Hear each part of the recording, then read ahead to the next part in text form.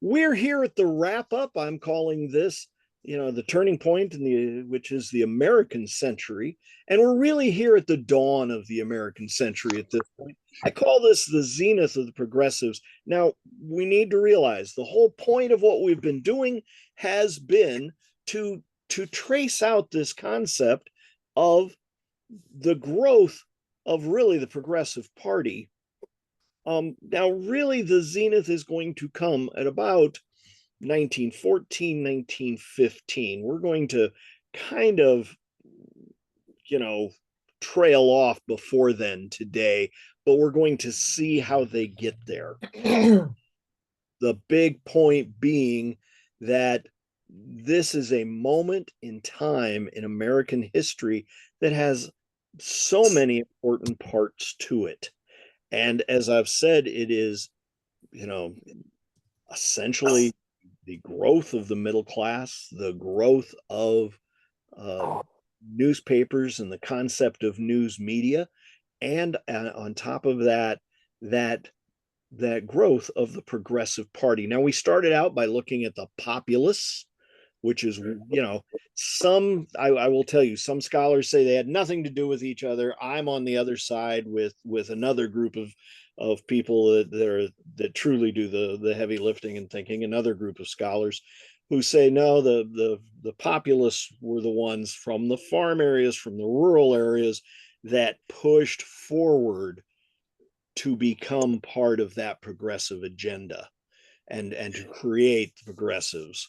Now, remember, we saw in the first program that it was the populists that created a third party, and in doing so, put forward their list of things that they said were important. Now, of course, the biggest one on that was an 8-hour day, which was kind of like saying we'd like somebody to, I'm trying to think of something equivalent. It was a fairy tale idea in that time, but they dreamed big. And the fact that it was an 8-hour day was clearly, everybody says the populist party was just the rural areas. No, that's how we clearly know that the populist party really was joined with the parties in the larger cities, because the only people who were wishing, no farmer in the world, even today, has ever thought they could have an 8-hour day. It just doesn't exist. But those in manufacturing, those in those factories, that was a goal. So with that, just to get this show on the road, I usually ask you to tell me one thing you learned last week, but a key point that I guess I'm just going to slide into this. Why do we always talk about excess when we want to discuss all these positive progressive events?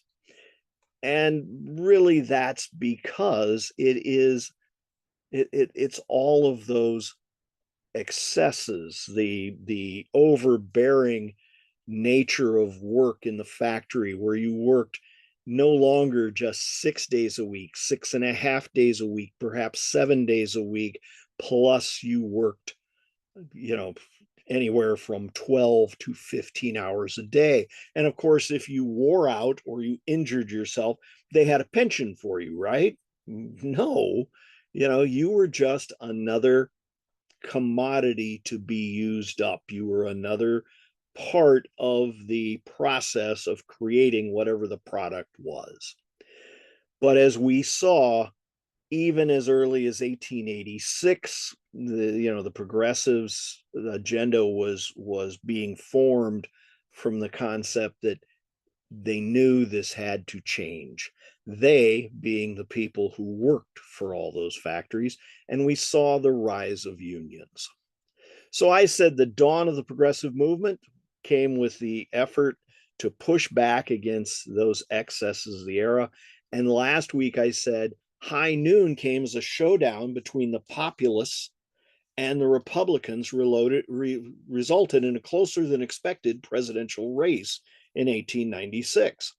And you say, well, Russ, that wasn't the progressives. It was it was a Democrat. And the reality is that, yes, while uh, while the Democrats had also nominated uh, William Jennings Bryan, William Jennings Bryan's roots were in that populist party. He was a Democrat, definitely, but the populists had picked him, and it was his beliefs that meshed with those populists. So we've had dawn, we've had high noon. Today we are going for the zenith for them to achieve their events. But first, we need to see how this Spanish American War fits into all this. Because typically, one thing if you have reforms going on, war will kill them.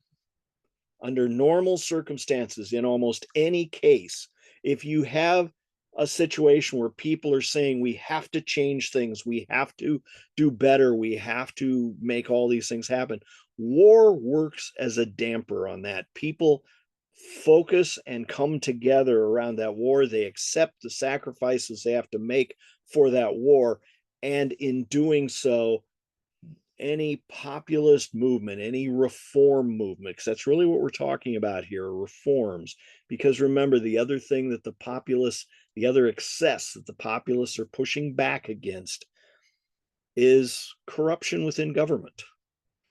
The political system of this era, is clearly owned by the businesses.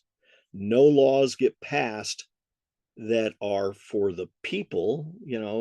Business is all. And that sounds ridiculous to say, but it is the situation.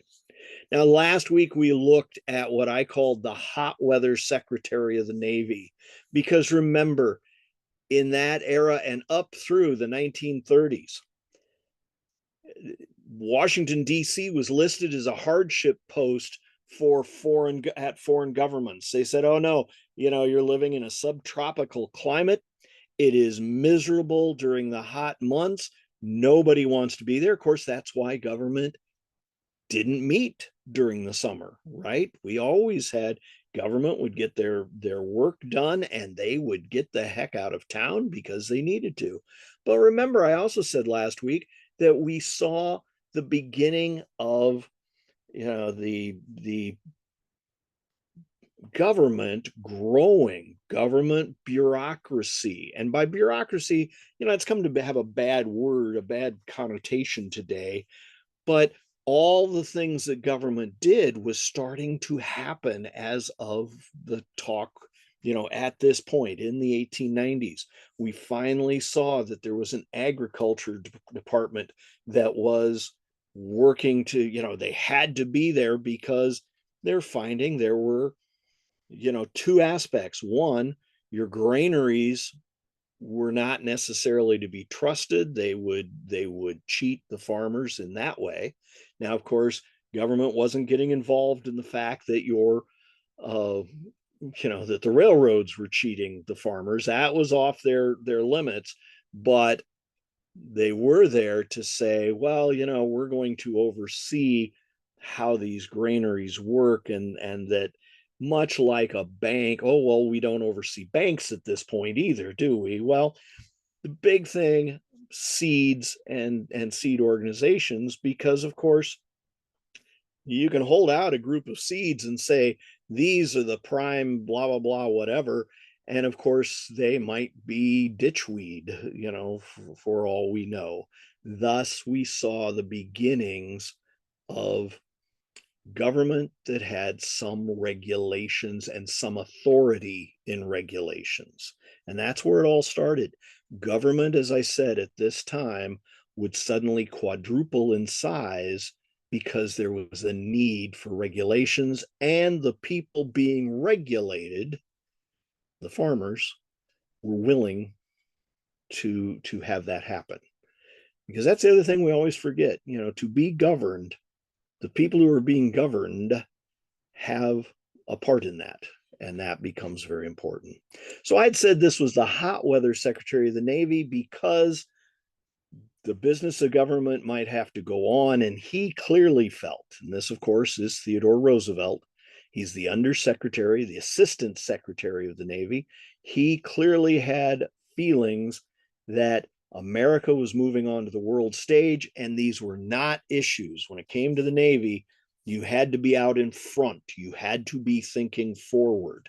And he counted among his friends a certain guy named Mahan, who had written a very famous book that was famous throughout all the capitals of Europe because he analyzed the use of sea power to project government interests into the world.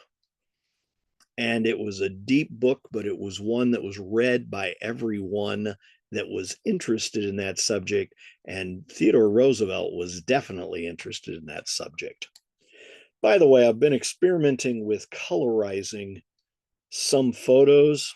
I will show you the original so that you know, because I don't have any proof this was a blue jacket, but that's what it seems to think it is. But I do think it does tend to make them pop. You can give me your feedback on that at any time, later is fine or now. But he really was a colorful personality. And that's an aspect of Theodore Roosevelt. We saw that last time he had decided a decision needed to be made. It was a very important decision that a certain man needed to be named Commodore of the Pacific Fleet.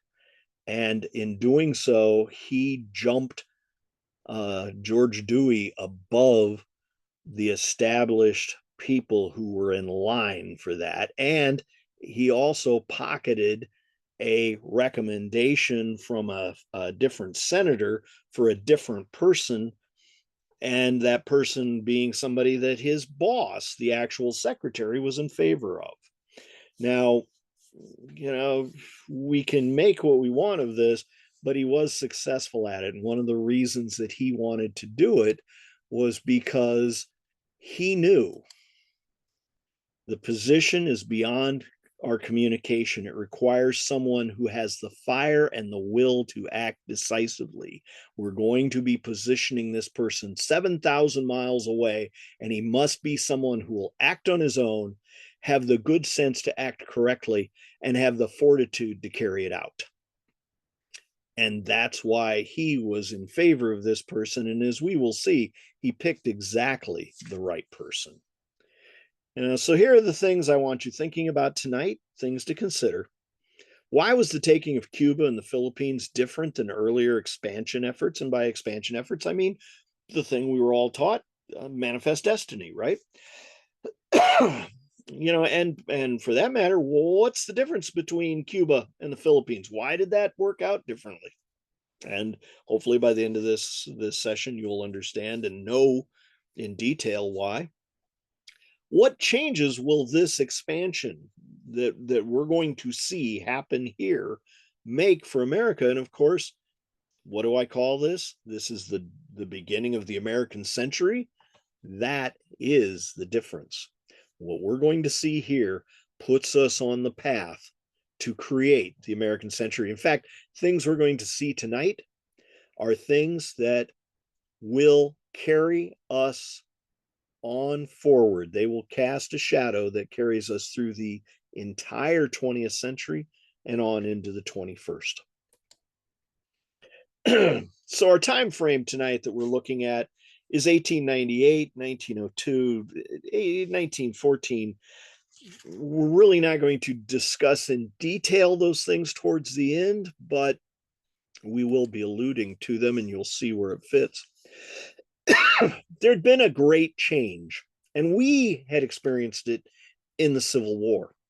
The rest of the world had not quite experienced it the same way, mainly because they saw a little bit of it in the Crimean War. They saw a little bit of it in other aspects of battle.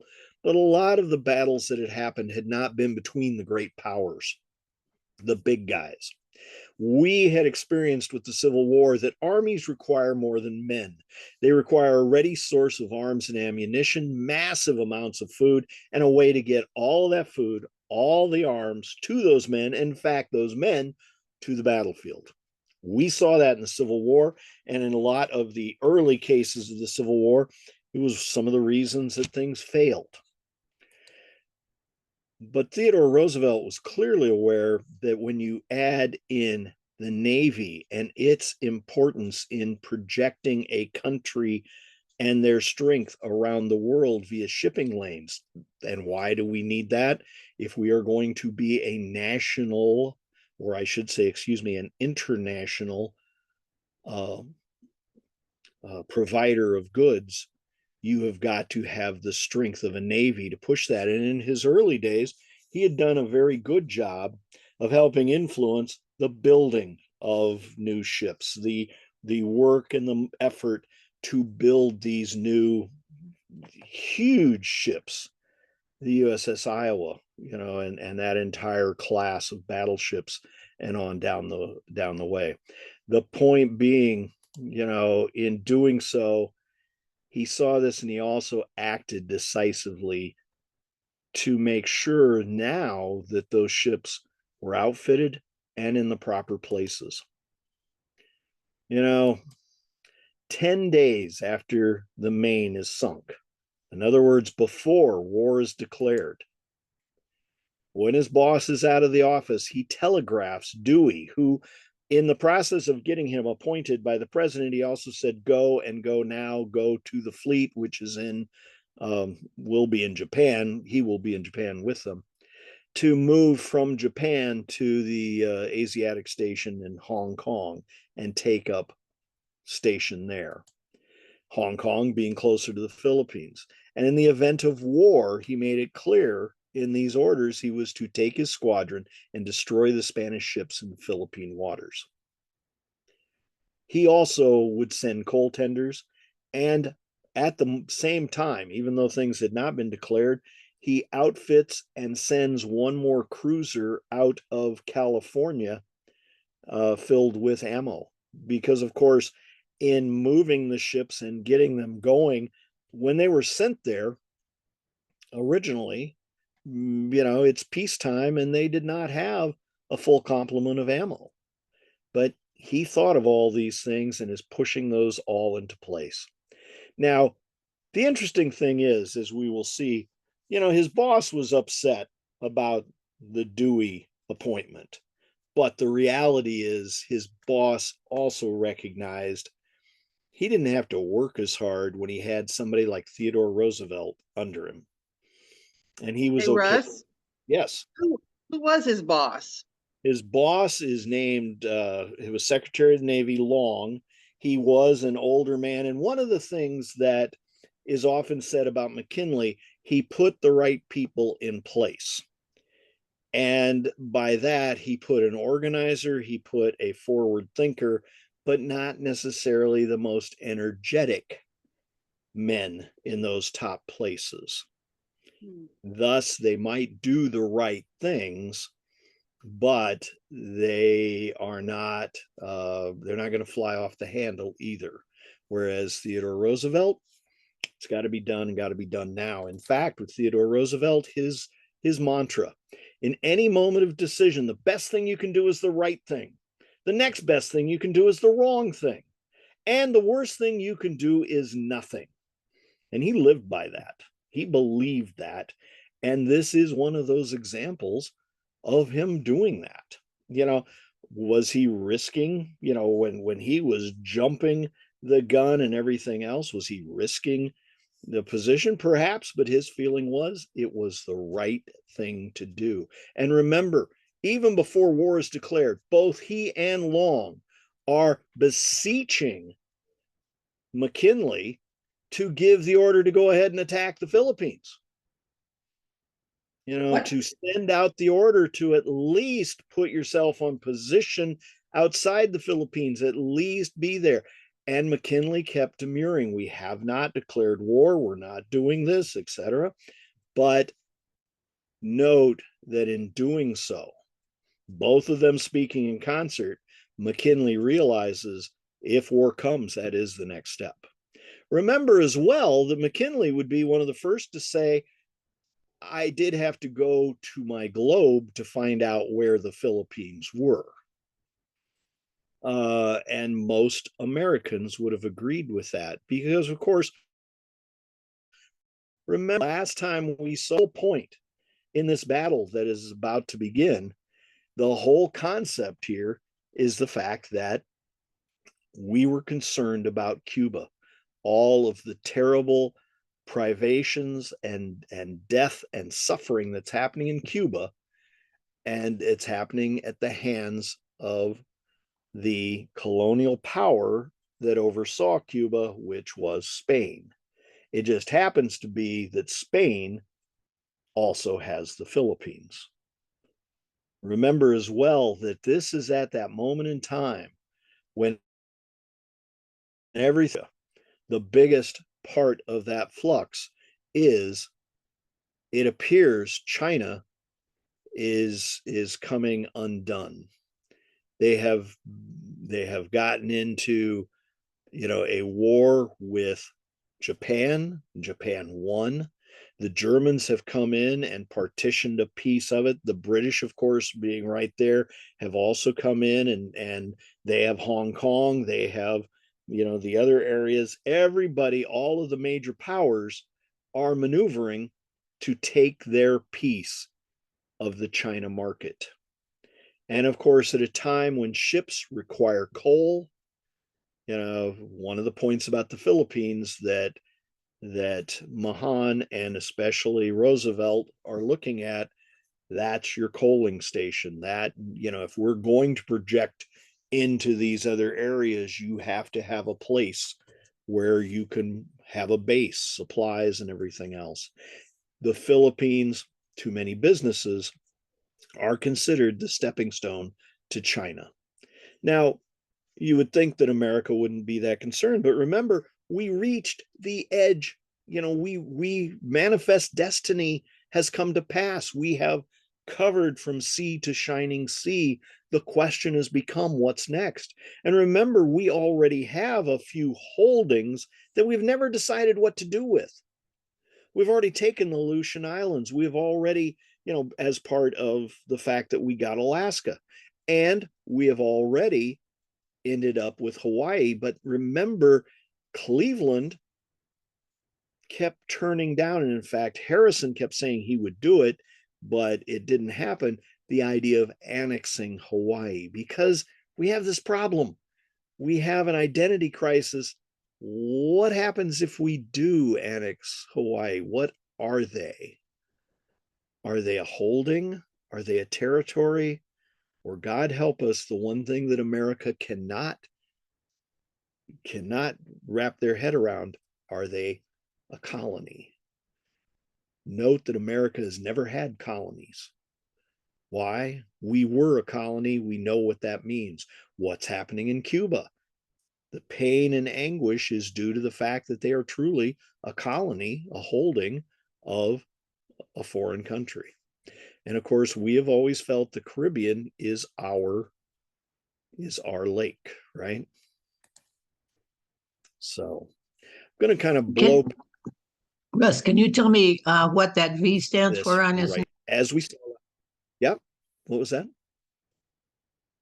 If it's Iris, Okay. I wanted to know what the V was on his neck. And that is a good question. I looked at that just a moment ago myself, and I am not certain about that. I think it's volunteer, U.S. volunteers, because what we're going to see is when he resigns and takes over, he's joining the U.S. 1st Cavalry Volunteers. So I'm sure that's what that is. He had this, they didn't have a uniform. He had it made at Brooks Brothers because, of course, he has money, right? So, yeah. So we saw that the Maine was sunk February 15th. We do not declare war until April 22nd. Now, the interesting thing is, we actually do that and we backdate it to the 21st. But on the 24th, before anything can happen, they take it back and say, oh, there's the Teller Amendment. We're adding the Teller Amendment to this. And this becomes very important. The Teller Amendment, if anybody remembers it, Teller Amendment made it clear that our aim in this battle over Cuba has grown out of our concern for Cuba. The entire issue with the Philippines is the fact that they have, the Spain has a fleet there they could send over and give us trouble. So the Teller Amendment makes it clear that our aim is pure. It's spelled out that under no circumstances was America planning to annex Cuba. We could not do it. We would not do it. Period. End of sentence. End of quote. We are there to help the Cubans in their battle with Spain. It gets the approval, and we are at war. And with that, of course, McKinley does send, word around the world that we are officially at war with Spain. And Spain at that time is considered probably the number 4 in the world powers. We look at things in history and it's just a de facto, this is how it is. We went against Spain, we won, blah, blah, blah. We need to remember this was no given. This was not, and the way it turned out is nothing like what anybody except maybe a very sharp Teddy Roosevelt type would think. Roosevelt, remember, we're going to war. We've never kept a standing army. We have finished in 1876 to 18, by the 1880s, we've really finished the war on the plains against the Native Americans.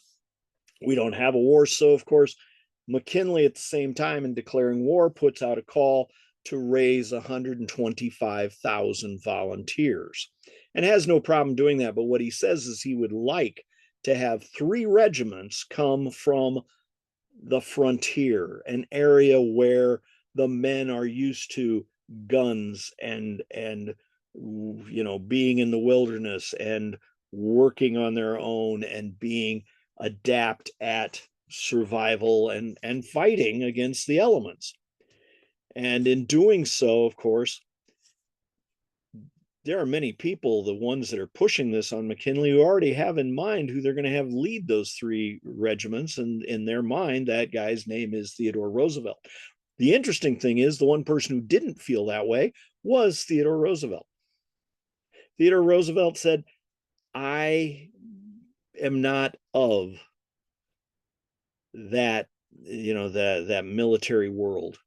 I feel I would not be ready to take over, to be that person.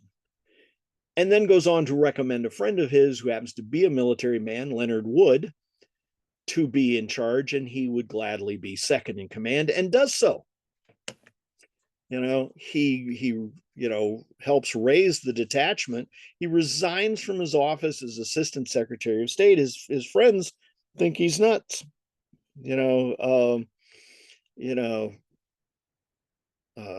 Lodge is like, did your wife die? What's going on? Have you gone crazy?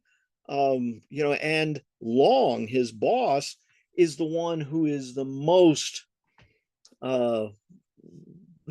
put out by this.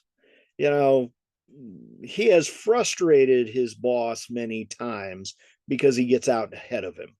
But at the same time, Secretary Long will write in his journal, this is that perfect example. He's got this idea. He's searching for glory, searching for, his moment of running off to be a military man. He's really deserting his post. This is where he can do the most good. It's his insights and knowledge. This is where he should be. This is terrible. He's going to essentially sit on a sandy beach, and his battle will be a fight against mosquitoes. That's all he's going to achieve. And it is a waste of his talents, his skills, and he's deserting his post to do that.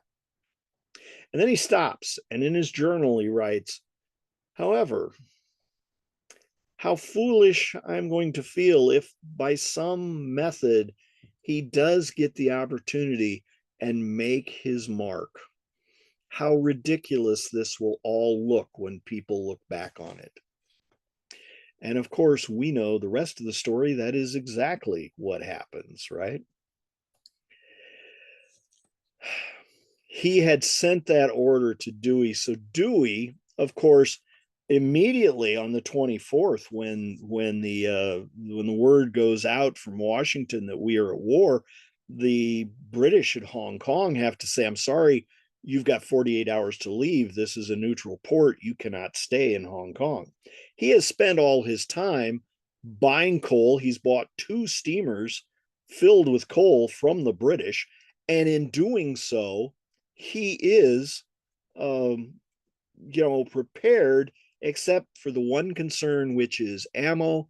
And ironically, of course, Theodore Roosevelt, having gotten out ahead and thinking forward, on the day he has to, within a couple of days of him having to leave Hong Kong, the last cruiser that Theodore Roosevelt has outfitted with all of this ammo steams over the horizon. You know, so the orders that Dewey receives: proceed at once to the Philippine Islands, commence operations, particularly against the Spanish fleet. You must capture vessels or destroy them. Use utmost endeavor. And of course, this is precisely why it was Dewey that was chosen, and we'll see it's precisely why he was the right person. Now, I want you to think about something as he begins this voyage. It is the most, possibly, as far as sea voyages go, this is the most important voyage in American history. This is about to commit America to involvement in Asia throughout the 20th century and on into the 21st. It is writing the ticket that puts us on that track throughout this entire next century and beyond. On May 1st, Commodore Dewey and the Asiatic Squadron will come to Manila, and they engage the Spanish naval force. It's a near run thing in some ways, only in the fact that Dewey's biggest concern had been that ammo ship, and it only arrived on the 22nd. Still, even then, his ammo holds were below their capacity. The big thing I want you to remember is expert opinion of the British sailors and British Navy, all in Hong Kong harbor. They stood at attention as the Americans were leaving the Hong Kong harbor, and all agreed that they didn't have a chance. Chinese members that served on the flagship deserted, because they were quite positive that ship was going to be sunk. And at the Hong Kong club, where everyone bets on everything, no one was willing to cover a bet at any odds, heaviest odds possible. None of them were willing to cover a bet on Americans succeeding. They had knowledge of the strength of the forts. They knew the harbor. They knew the mines in Manila Bay. They thought it was too strong. Dewey felt like he knew better. But of course, there was only one way to find out. He will go and engage. And the interesting thing is, the battle happens on May 1st. It would be May 7th before Washington and really most of the world knows how it turns out. Now, remember, Dewey had served with Admiral Farragut. That's who Dewey came up under. And who's Admiral Farragut? We may remember him, from the American Civil War. He was the preeminent, Navy man who would reduce Mobile Bay, dam the torpedoes full speed ahead, and of course, everything else with that, who was cool under fire, made plans and preparations, and then executed them very coolly. As he steams up to the harbor and you see the Spanish boats deployed ready for them,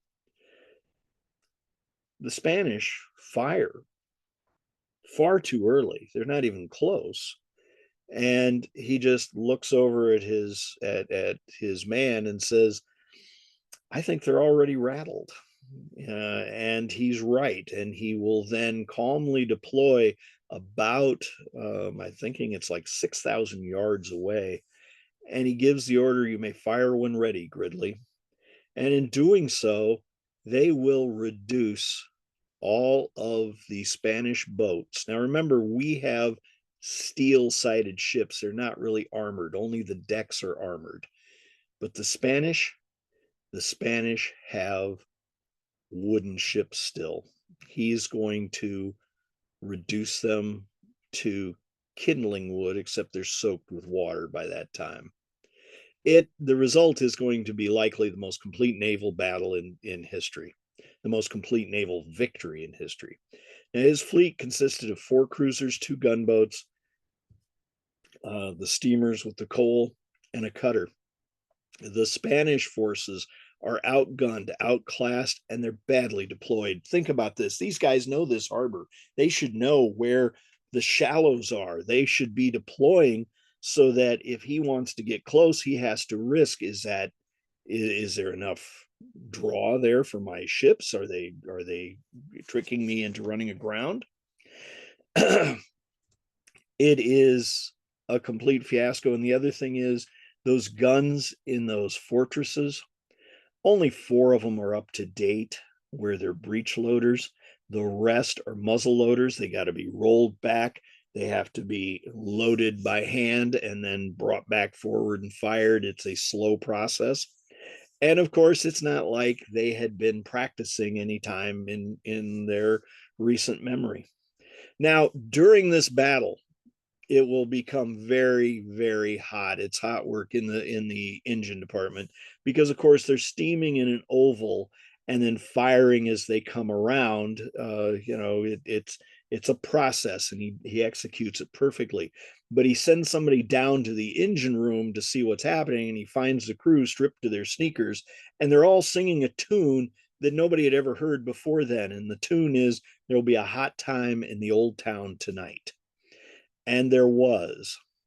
They just completely destroy the Spanish Armada, and in response, the US suffers only 9 men wounded. 1 shell landed on the deck. It did not penetrate, but did explode and wounded 9 men. Did not kill any of them. The thing is, he had asked, I'll go back here. He had asked, I'm going to go back a couple so you can see this. Where it says Cavite, that's where the Spanish fleet deployed at. He had asked afterwards, after the battle was over, which took about 2 hours in the first part. They took a break, came back. He found he had much more ammo than he thought, came back and finished the destruction. He would ask, when the colors were struck and the Spanish force surrenders, he asked if they could come ashore and use the telegraph to, notify Washington of the victory. And the Spanish turned him down flatly, at which point he turned to the cutter and said, "Fish that cable up and cut it off." And thus no one would hear anything from the Philippines for another 7 days. The cutter would have to go back to Hong Kong to reach any kind of communication with the outside world. Remember as well, he's really, he's a naval force. His job was to go and reduce those ships that could have come to the aid of the troops and cause trouble in Cuba. He is not prepared. He has no army. He has no men. He has no way of occupying the capital. All he has done is what his orders said, but he has executed those orders, and then in doing so remains there and has discussions with the insurgent Filipinos who have been battling with the Spanish throughout the islands, asserting their independence. And in doing so has said, if we get into a battle with, a land battle with the Spanish, Of course, there will be consideration. We'd like you on our side. And much was not said. Much was not said, and both sides would claim that, there were promises made, specifically the same promise being made to Cuba that you will be independent. That, of course, would have been outside Dewey's realm. Now, remember, at this point, then, after those 7 days, and I have it was interesting. I was doing research on something local, and it was very interesting because it was at this same time period, and people, I was on the railroads in Ponca. People were waiting to hear the news of the battles from Manila, locally, waiting to hear. And when the news finally came in, there were parties in the street everywhere. And that's true throughout America. Now, at this same time, things have been proceeding to prepare for an invasion of Cuba. But all the rest of this, because of course you had a Theodore Roosevelt, all the rest of this has jumped forward.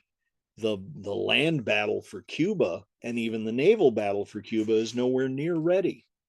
All the goods and equipment and everything else, and mainly the men, those 125,000 that are being raised, have to be sent to Florida.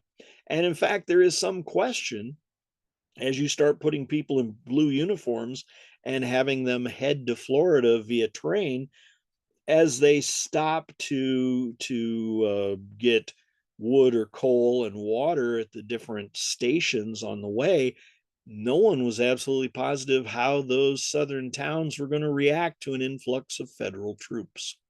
It turns out they are all there turning out to welcome, these soon to be heroes who are going to fight for the country and fight for Cuba. Remember, so much of this about Cuba has been stoked by the stories in the newspapers that everybody's reading. Everybody is interested and intrigued and concerned for, the mothers and infants and the people dying in those Cuban concentration camps. The plan is to get all of this stuff to Florida, and the farthest they can go is as far as the railroad goes, which is Tampa Bay. And yes, there's a railroad there. There's actually two lines there. They're both one way, which is going to result in a mess. But very quickly, we do blockade Cuba. It is not until after the Spanish fleet coming from Spain actually arrives.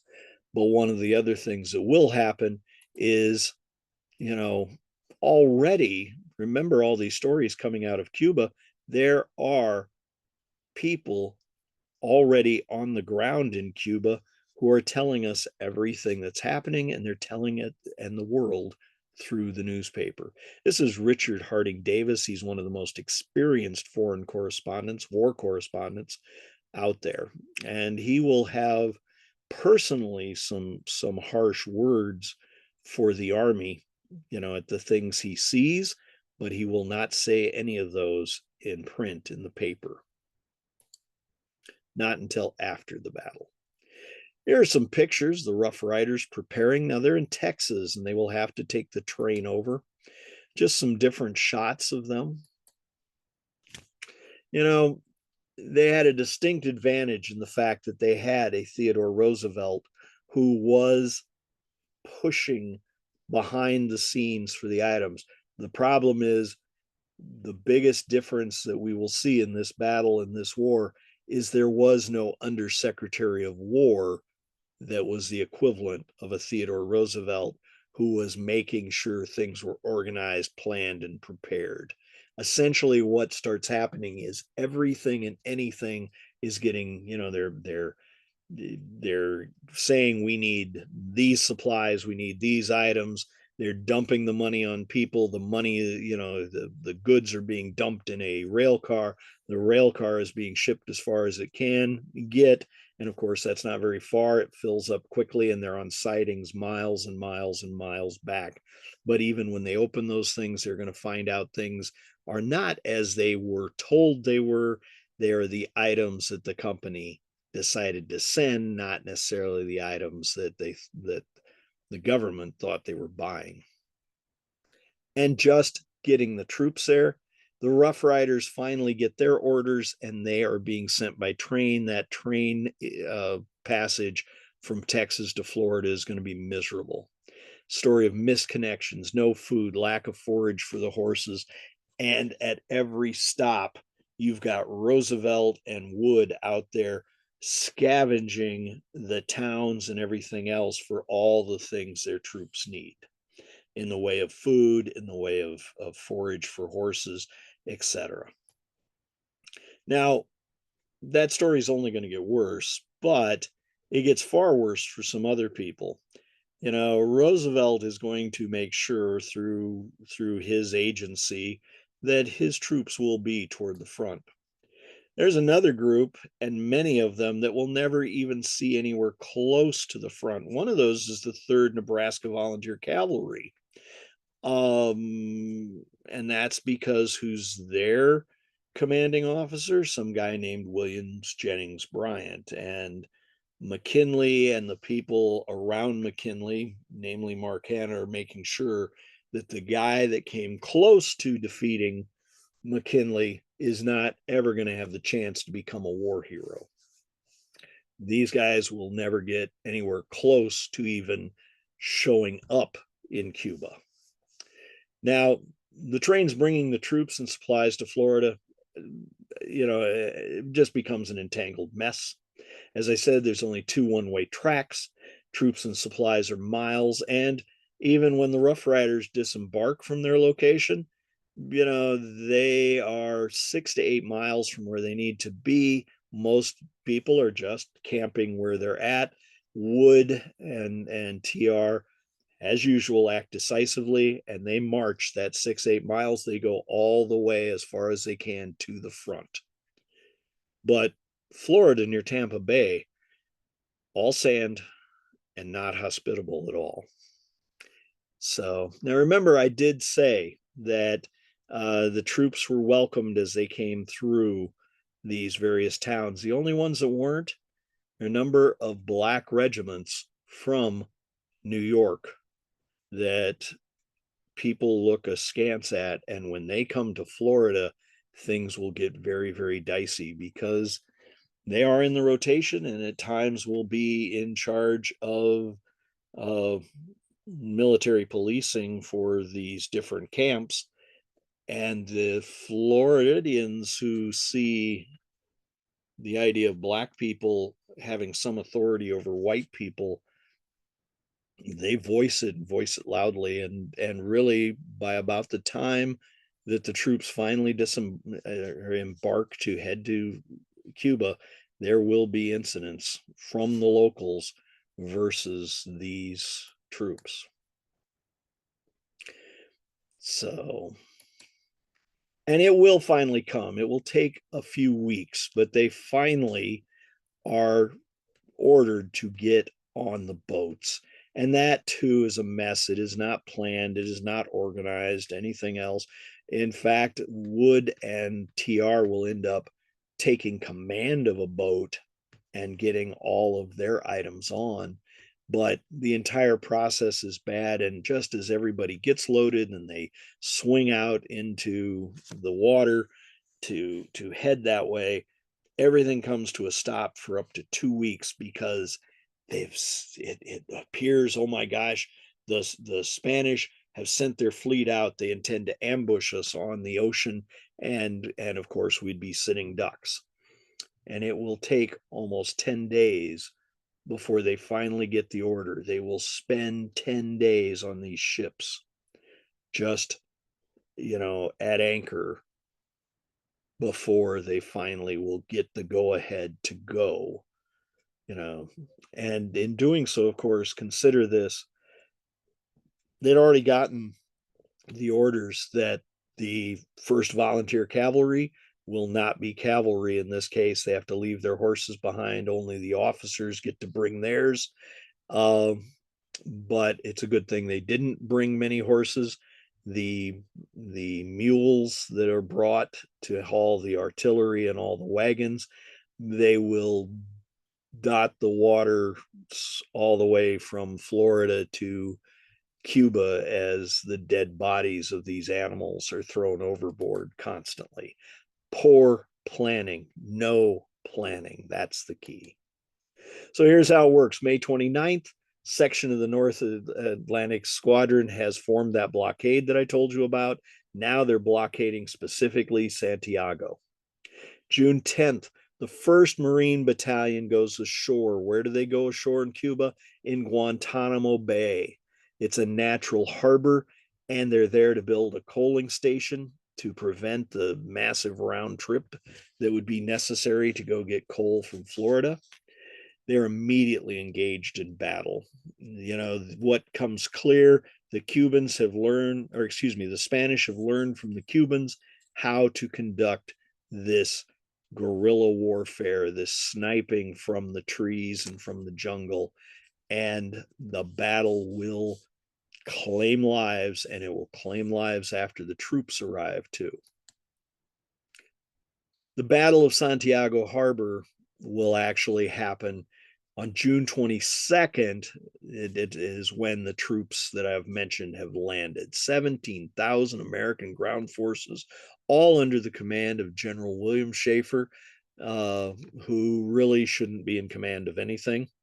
They land on the southern coast of Cuba, east of Santiago, and within a little over a week, the main battle for San Juan Hill will happen. Very lucky, one of the natives guides would say, no, you really don't want to attack Santiago from the front where all the forts and everything are. You can come over here and land and march on it from behind. Then you're not coming into the strength of them. And yet even that becomes a massive battle, but it is a decisive battle. By the way, on the right, we see a younger Theodore Roosevelt, the guy, the tallest man there in white, is Leonard Wood. The man to his left, the others are other commanders, but the high command of the cavalry, that is General Joe Wheeler. And his nickname during the Civil War was Fighting Joe Wheeler. And of course, he was in charge of the cavalry in the Civil War for the South. He wasn't known for sitting around the campfire. And once on Cuban soil, he sent out skirmishers and scouts to find out where the Spanish troops were, and in doing so pushed forward. In their very first fight, when the Spanish troops broke off and ran, he leapt to his feet yelling, "We've got the damn Yankees on the run." At least that's how it's reported in the newspapers. It will take a while, but they continue to move forward. And as they advance, they start to get the taste of Spanish ambushes.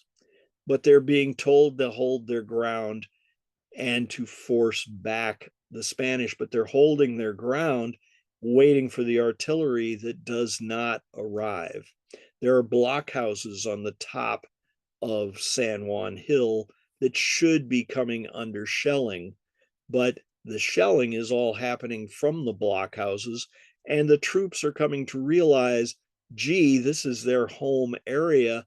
You'd think they knew where the likelihood of where we would hold up, thinking it's a natural spot to attack from, is at.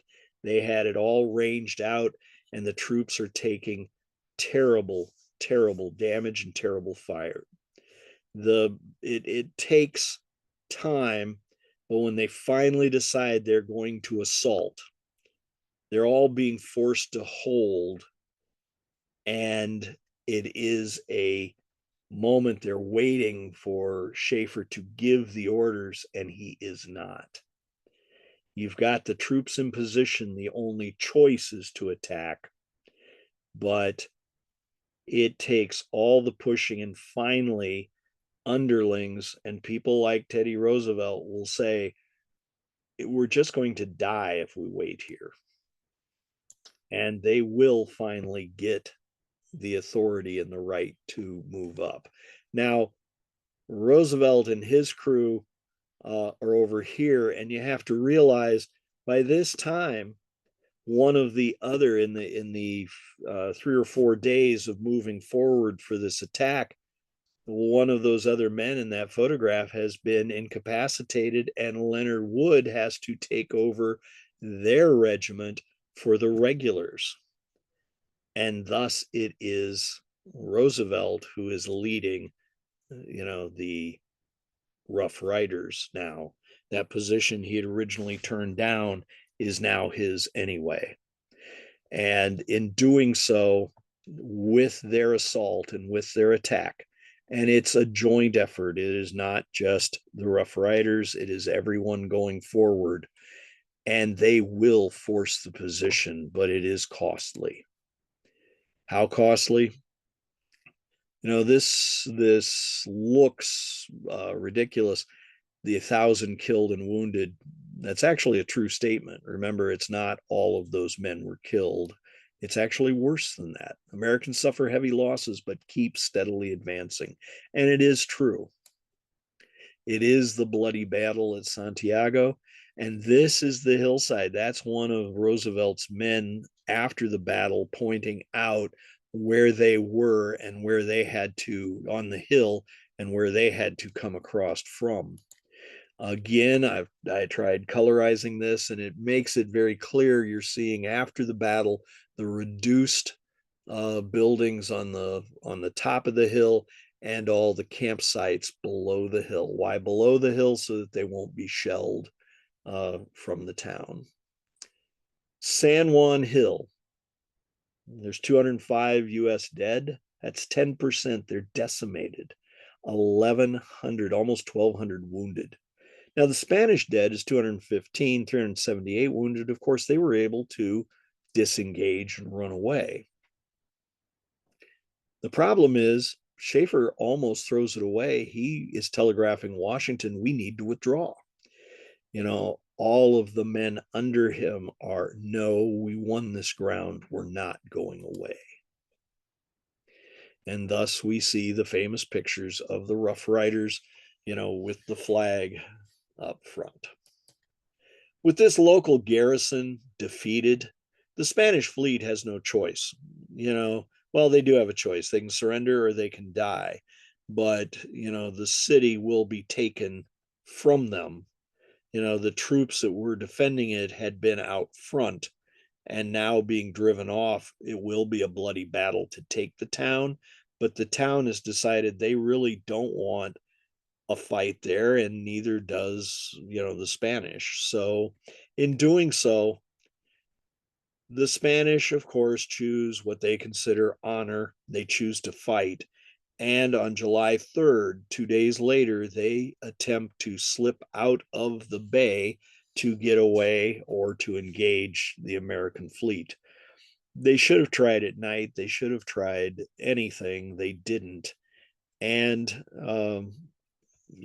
they will be destroyed, by the American fleet. So in the losses, the Pacific Fleet, 75 dead, for Spain, and 281 wounded. And as I said, the Americans had only had light wounds. In Cuba, the Spanish fleet is totally destroyed as well. 350 dead, 160 wounded, 1,600 men plus the officers taken prisoner. And there, in that battle, the U.S. only suffered 1 death with 6 wounded. They have made their point. America, these are on board the USS Iowa, who would come in close each night, along with a couple of other of the big battleships, and they would shell those forts. The reality is America has made its mark. People did not think even those who thought they might win in Cuba did not think it would be such an overwhelming victory. But that overwhelming victory, of course, as the days stretch on after, while the government figures out what to do with all these men and supplies that they've shipped into Florida, and trying to figure out how to get them there, and also to decide what they're doing with Puerto Rico and all the rest of these. During that whole time, as we come into summer, it's time for malaria, for yellow fever. You know, as they would say, yellow fever will kill more troops than Spanish bullets ever do. Battle deaths, 379 total. Disease, 2,500 plus. In the end, 90% of the American troops lost in the Spanish American Wars were lost to disease. 90%. We were unprepared. Of course, at that same time, we finally decide to go over and attack Puerto Rico. The smart boys had wanted to attack Puerto Rico first to attempt to draw out the Spanish, feeling that they wouldn't be ready for it. They end up attacking it afterwards. They do the same. They will take it and take over. And of course, the people of Puerto Rico were happy to see them. They did not have quite the same situation, but there was some pretty terrible in-town fighting in this case. By the way, at the exact same time, a cruiser will sail into Guam, and on approaching the fort, throws out a blast at the fort. Two men in a rowboat will come out to the ships going, "Hey, it's nice to see you. We're not really up on all the formalities of gun salutes and things like that. We thought we'd just come out here, you know, and personally welcome you here." And of course, nobody, they did not have telegraph at Guam, and nobody had stopped by since the war had started. They make it clear to them they're taking over and take the men into custody. And of course, the men are saying, "Well, you need to talk to the guy in the castle." And they go in and just take their surrender. We now also hold Guam and a number of others. Here's the thing we need to realize. While the Teller Amendment put Cuba off limits, all the rest of these, the question is, what's going to happen with them? And that question is coming up quickly, because by July 26th, Spain asked for peace terms. And there's a ceasefire in place by August 12th. John Hay, who of course had been a young secretary to a guy named Abraham Lincoln during the Civil War, is now going to soon be Secretary of State. And he calls this a splendid little war, very short, very quick. You know, and while the war is remembered because of the incredible, overwhelming victory, the unexpected victory by American forces, what's overlooked is McKinley's masterful use of the Paris Peace Treaty to lay the foundation of his plans. Well, wait a minute. Did we know he had plans? He knew he had plans, and that's what we're going to see. It is these plans that we're going to see roll out. Now, Spain recognizes Cuban independence. That was our absolute point of getting involved. And the US decides, you know, we were coming after Cuba, but as long as we're here and as long as we've got the Philippines, we'll pay you 20 million for them. How's that? And of course, Spain could use the money. Spain now has been exposed for, you know, the sick weakling that it is. It had been coasting on its reputation for all these years. Now, of course, it will continue to slide. And of course, this humiliation will actually end up leading to the Spanish Civil War in the 1930s. Guam and Puerto Rico will also be annexed. All of these places are going to become under America's protection. And of course, most people had not given that much thought, but McKinley had. This is, again, I say magazines are the number one way that people communicate. You know, notice the American flag over Puerto Rico, over Cuba, over Manila, and on in the background. The peace agreement that forcefully put down by the fighting Uncle Sam, no flag shall come down. And of course, the caricature of the Spanish being totally shocked and set back on their heels, and agreeing to it. By the way, as long as he's at it, at McKinley's request, a joint resolution of Congress is made so that Hawaii becomes a U.S. territory on August 12th. Now, remember, President Cleveland had refused to accept Hawaii's request for annexation. How come? Because, of course, that brought with it the question of what the heck are we doing? What is going on? Where are we going with all this? Because remember, in America, all of our lives, you have territories, and territories move toward states. And I'd mentioned to you in an earlier item that Grant had wanted to buy Cuba, and nobody wanted him to do so. Grant's plan had been to expatriate all of the freed slaves to Cuba. But, the reality is lots of businesses had bought into Cuba. And of course, they are a sugar supplier, for the world, but especially to America, and working with those American businesses. McKinley has plans. With Hawaii and the other islands, America has now spanned the globe, and all of the industries of America have not only a market, but a path to that market. Notice all of these in black, you can't see them very well. These are all American holdings now. And now suddenly that question of, well, wait, American holdings, what does that mean? Are they territories? Well, yes, we're going to call them territories. Well, you're annexing these. What about the Teller Amendment? The Teller Amendment had been very specific. Cuba, we won't do Cuba. We make Puerto Rico and the Philippines definitely territories. And, when asked, nobody is proposing that we make Puerto Rico or the Philippines into states. Why? Because, of course, it's only 35 years after the Civil War. Territories and eventual statehood would mean the inhabitants would have rights as citizens. And that was not going to happen as long as Southern Democrats, the Democrats that had come back when they had routed out the concept of reconciliation and reconstruction in the South, where there had been blacks, in the government, as they had redeemed, that's their statement, redeemed each state and put whites back in charge.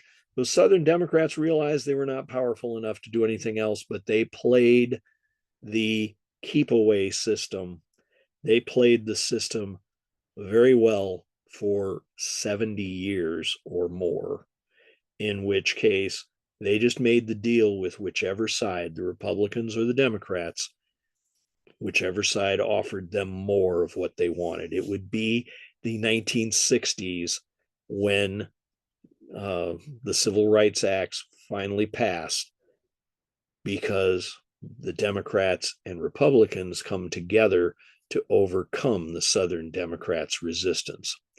In this world, in 1898, 1900, there is no way that any of these islands filled with people other than white people are going to become American states.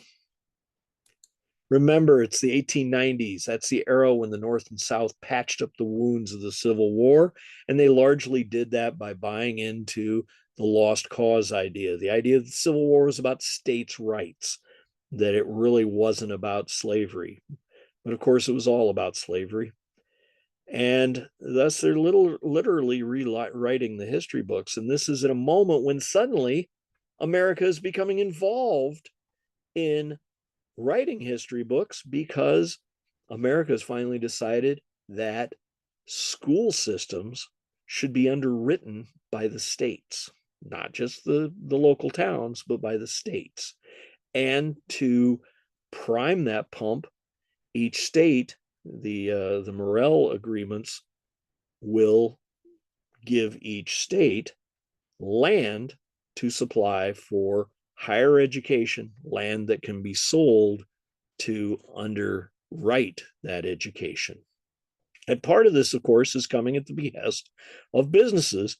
Carnegie and the rest have made it clear we need people who can think, not just, maybe not to work on the floor at our factory, but to help run the factory. And of course, those are the people who are moving into that middle class. Those are the people that are part of that expanding middle class, although it is minuscule compared to the working class.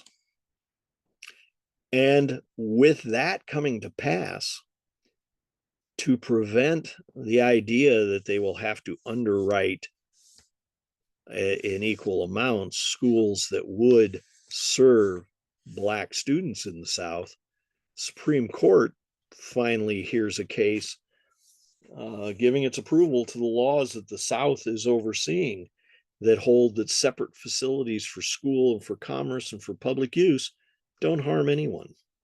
Thus, written into law, Plessy versus Ferguson is, saying that a person with one Black great-grandparent could be forced to use separate rail cars and anything in public. The separate but equal concept is now of legal discrimination is now part of the rule.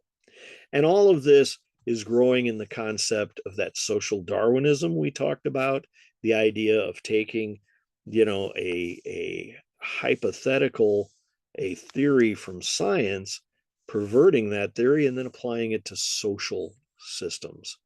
But by the same token, you have the science, quote unquote, of eugenics. And what is that?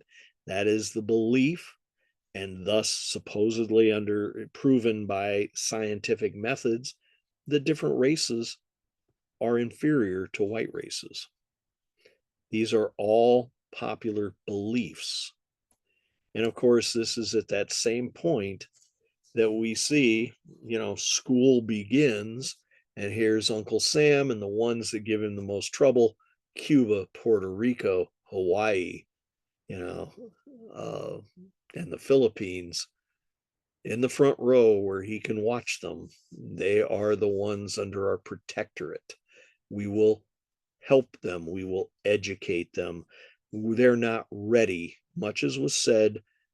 All the statements that were made for Reconstruction, that the South, the freedmen were not ready to govern themselves. The same thing is now being said of these areas, and thus America will take charge. Remember, this war began in defense of Cuba from Spanish, imperialist Spanish.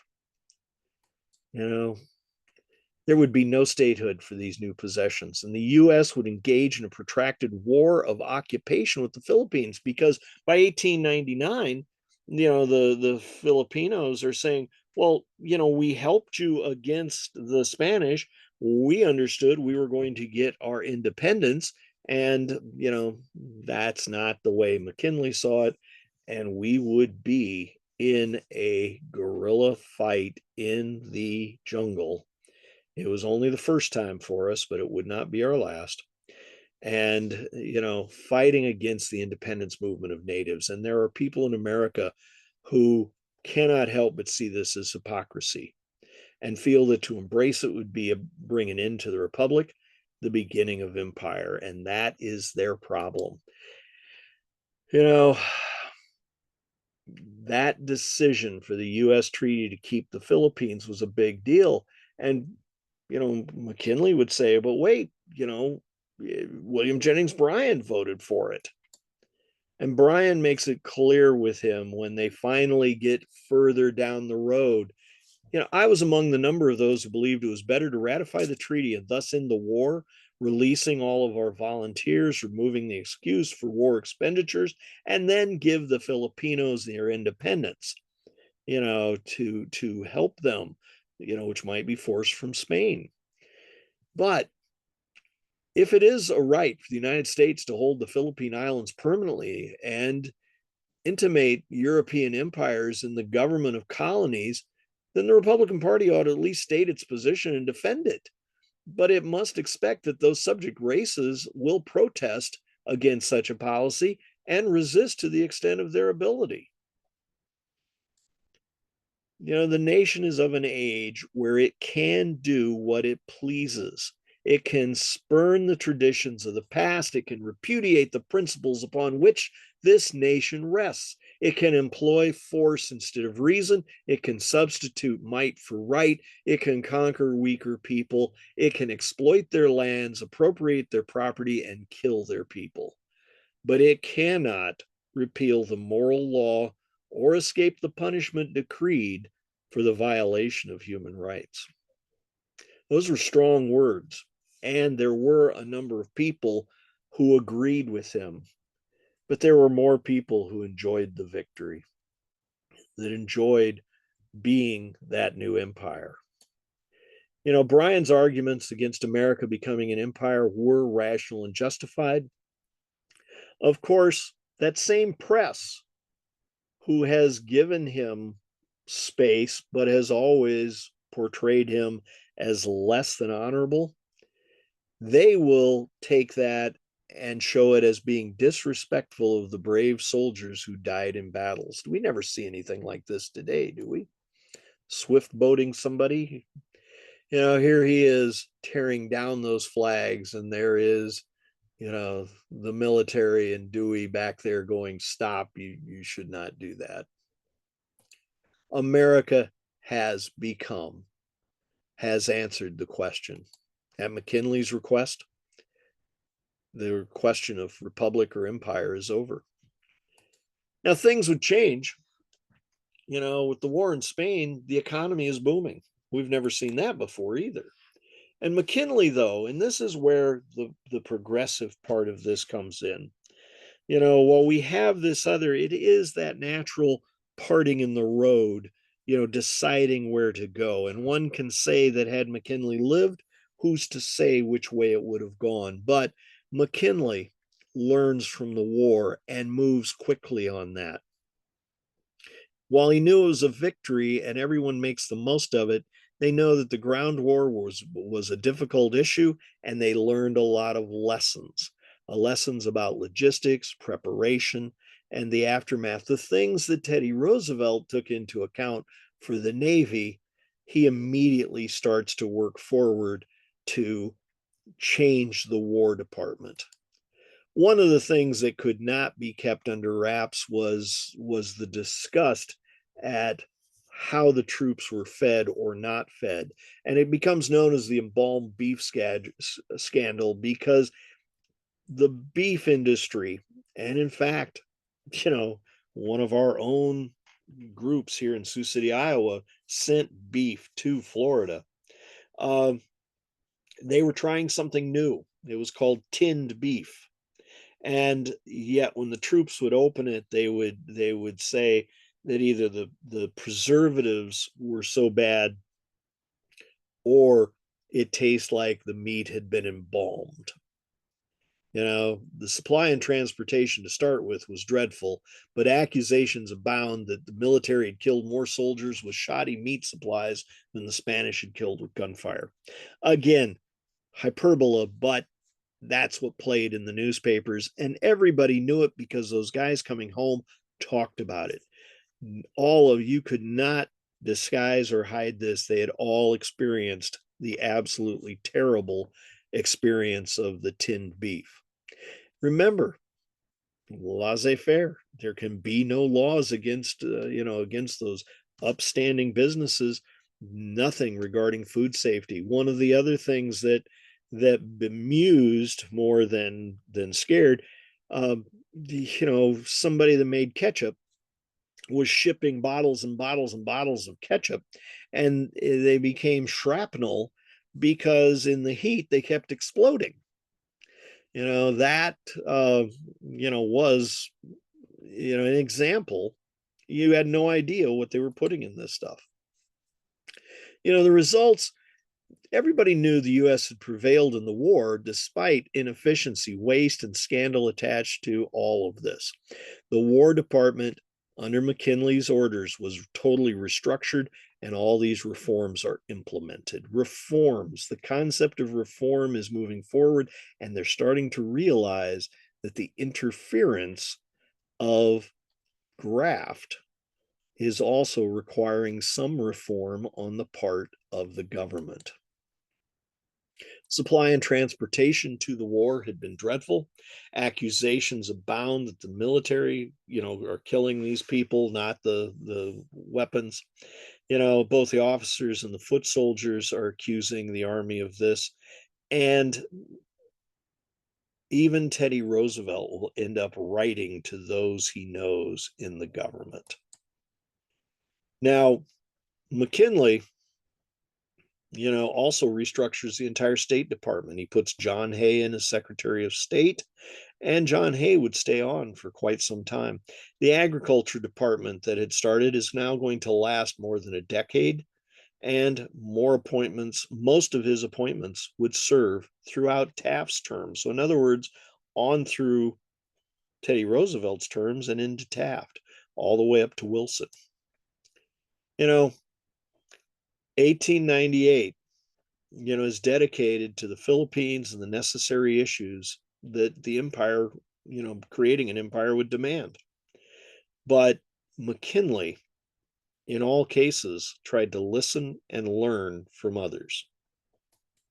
Eventually, his plans would include the needs for fighting and the need for the administration of the islands, and he chose able men for those jobs.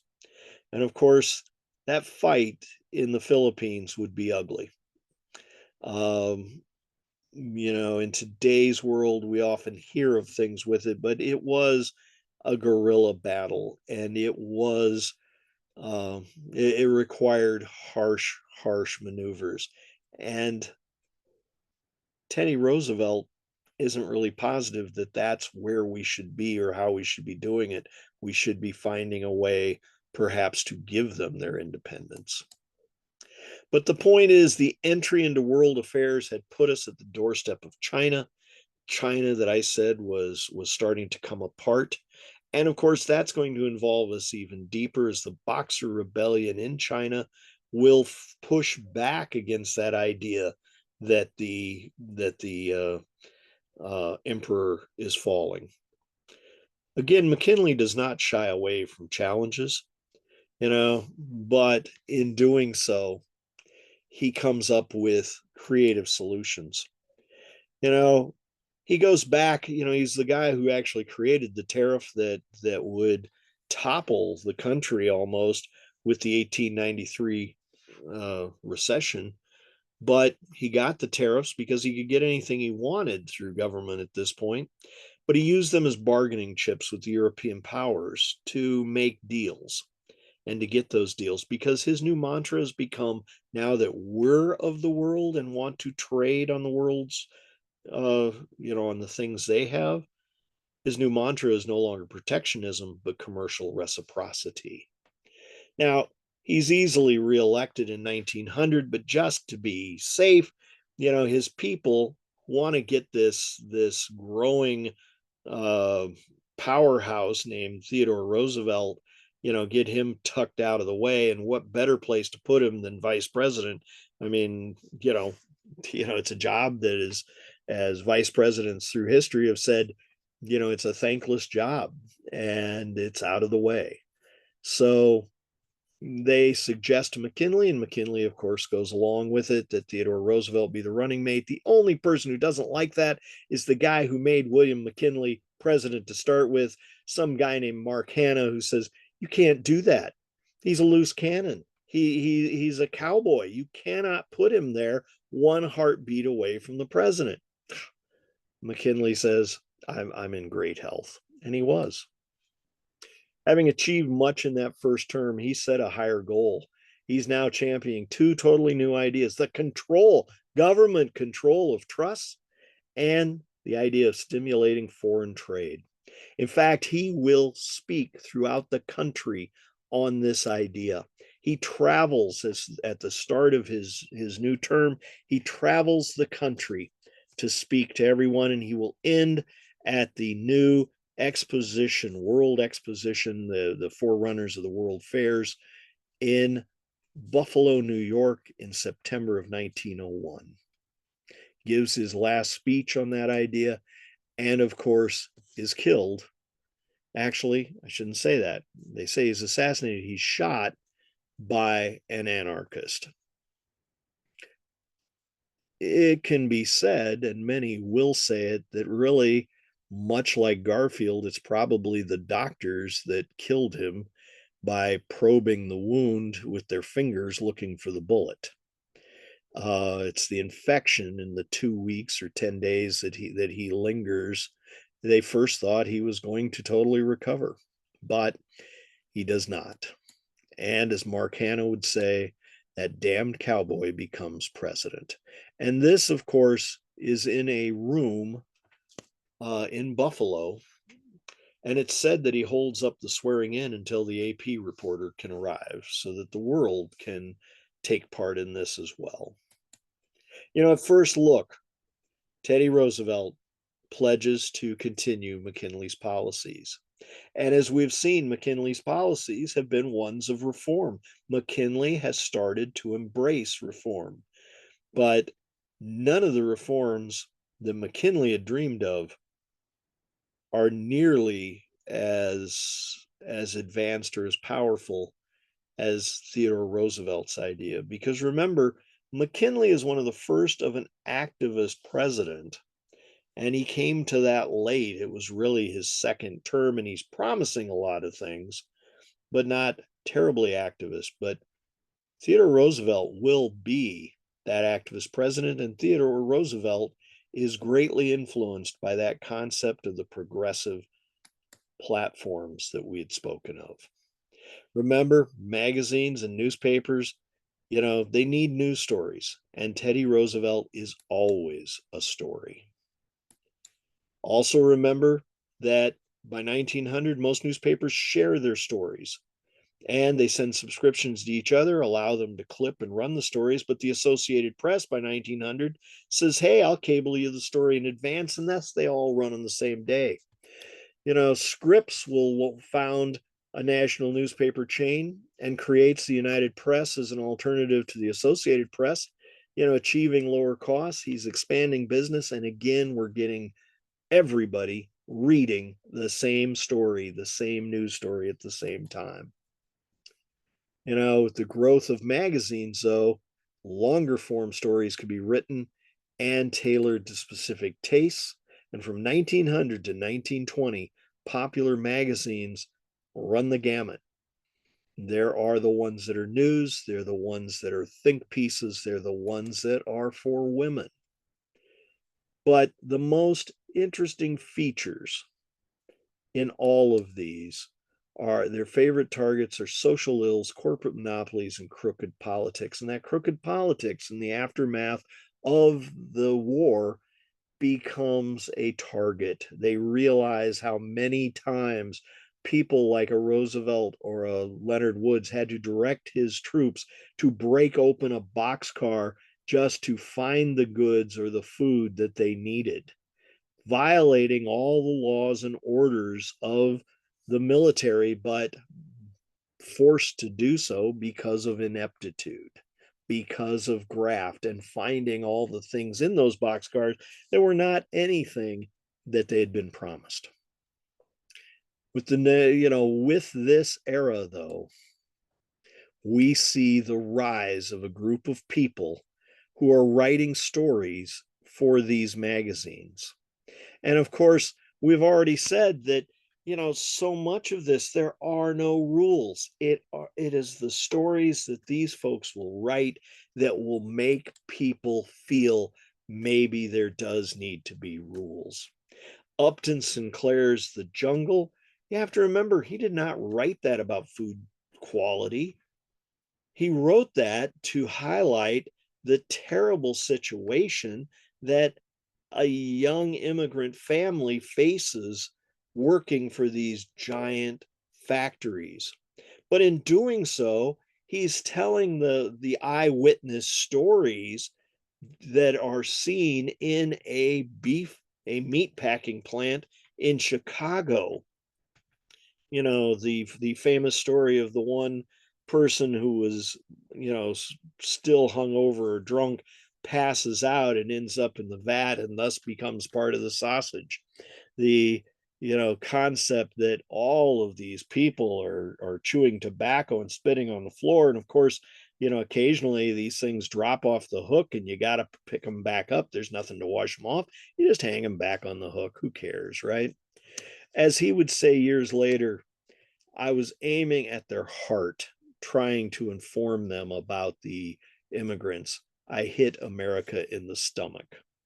And it is his stories that will start the idea that there must be food regulations. And of course, it ties in with all those memories that all of those veterans and those veterans' families heard about the embalmed beef. Of course, we've got Ida Tarbell, who will take on, she's the world's richest man, Rockefeller, and tell the story of how he built that giant trust. Of course, for her, it's personal. Her father had been one of those owners of one of those small companies that had gotten bilked out of his holdings and, squeezed out. Rockefeller and his associates did not build Standard Oil Company in the boardrooms or in Wall Street banks. They fought their way to control by rebate, by drawback, by bribe, by blackmail, espionage, and price cutting, by ruthless efficiency of organization. All of these stories would find a mark. All of these stories would get people thinking, maybe this just isn't right. It is the era of new accessibility to news.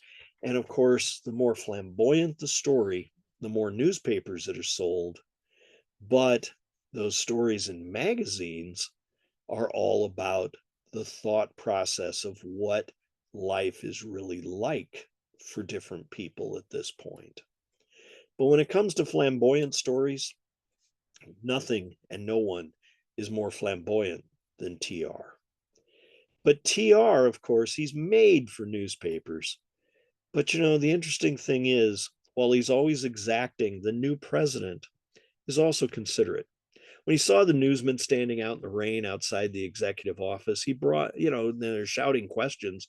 He brought them inside out of the rain. And when he created the new West Wing, and put that concept together, he gave them a press room.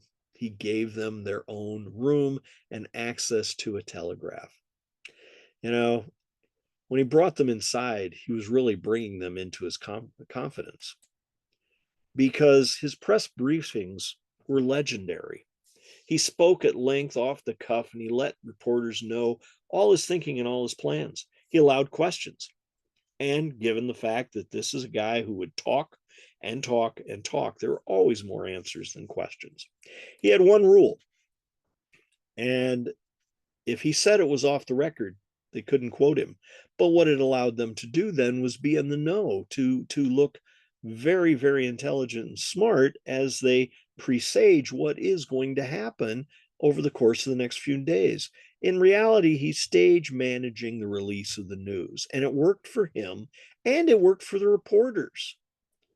Why? Because the public wanted news, and anything that TR did was news. They didn't have an axe to grind. They had pages to fill, stories to break.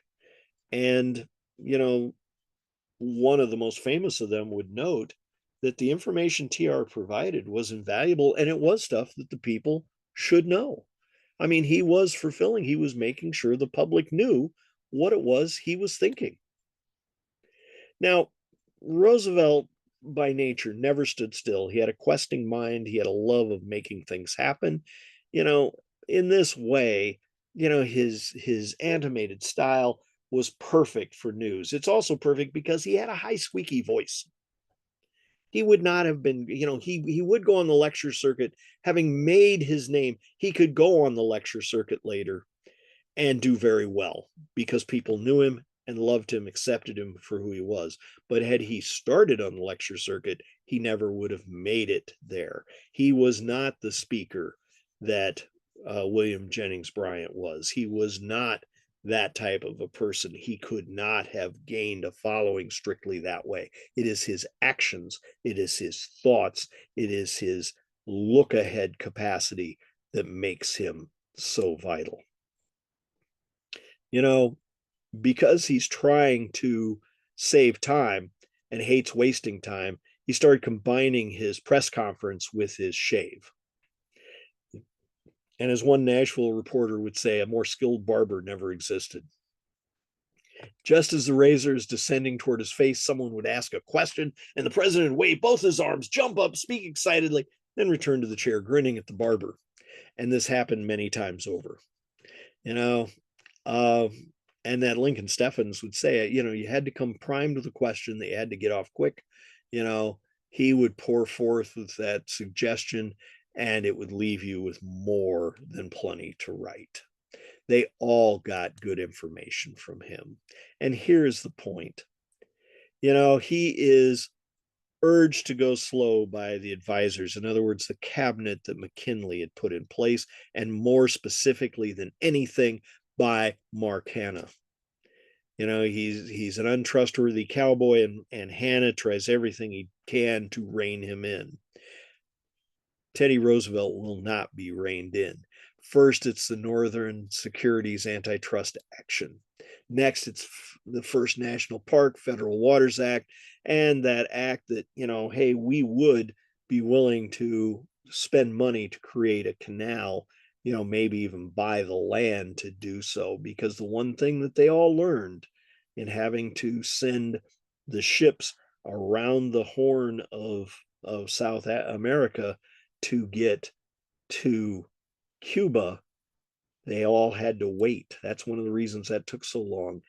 And when the coal strike happened, he, as I mentioned earlier, is in the middle of it.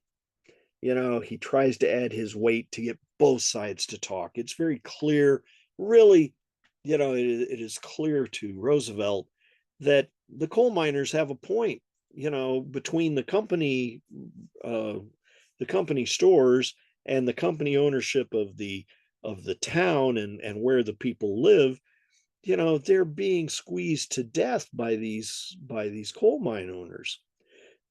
When he speaks up, the coal miners lecture him.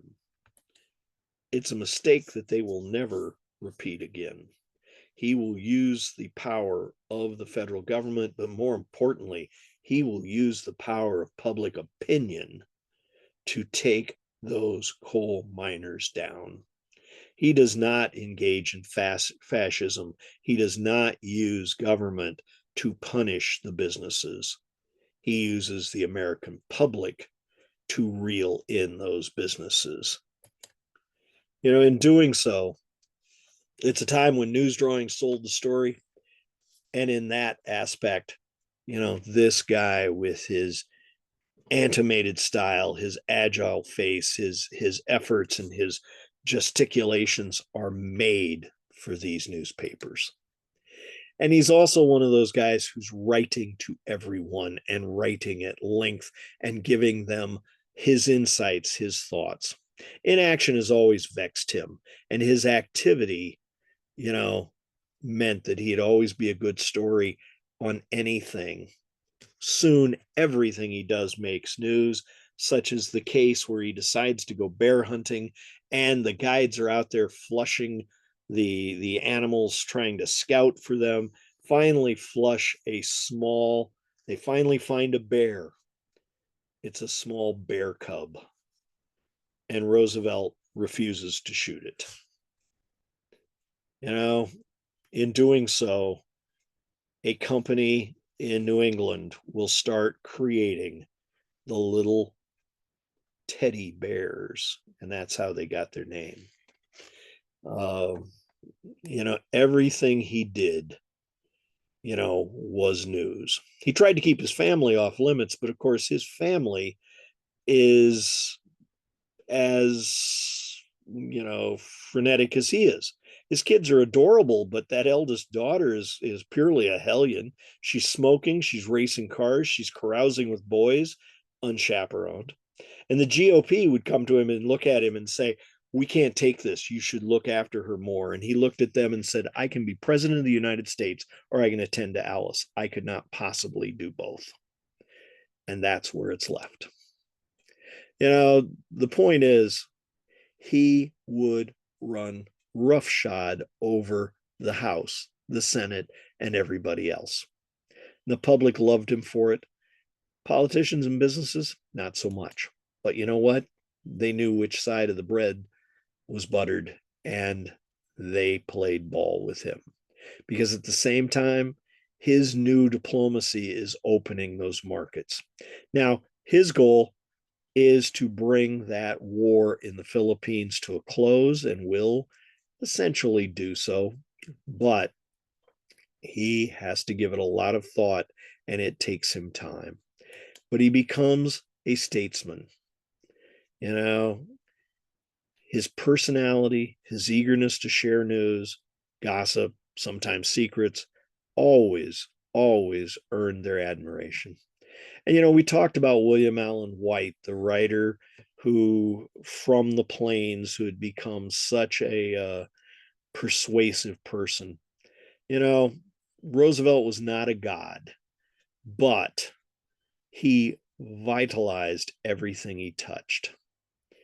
And the other key was he was as wholesome as a gust of wind.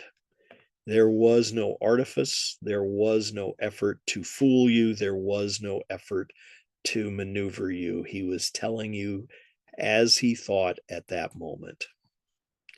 You know, I said all of these things he did. He will continue to do more things after he settles the coal strike.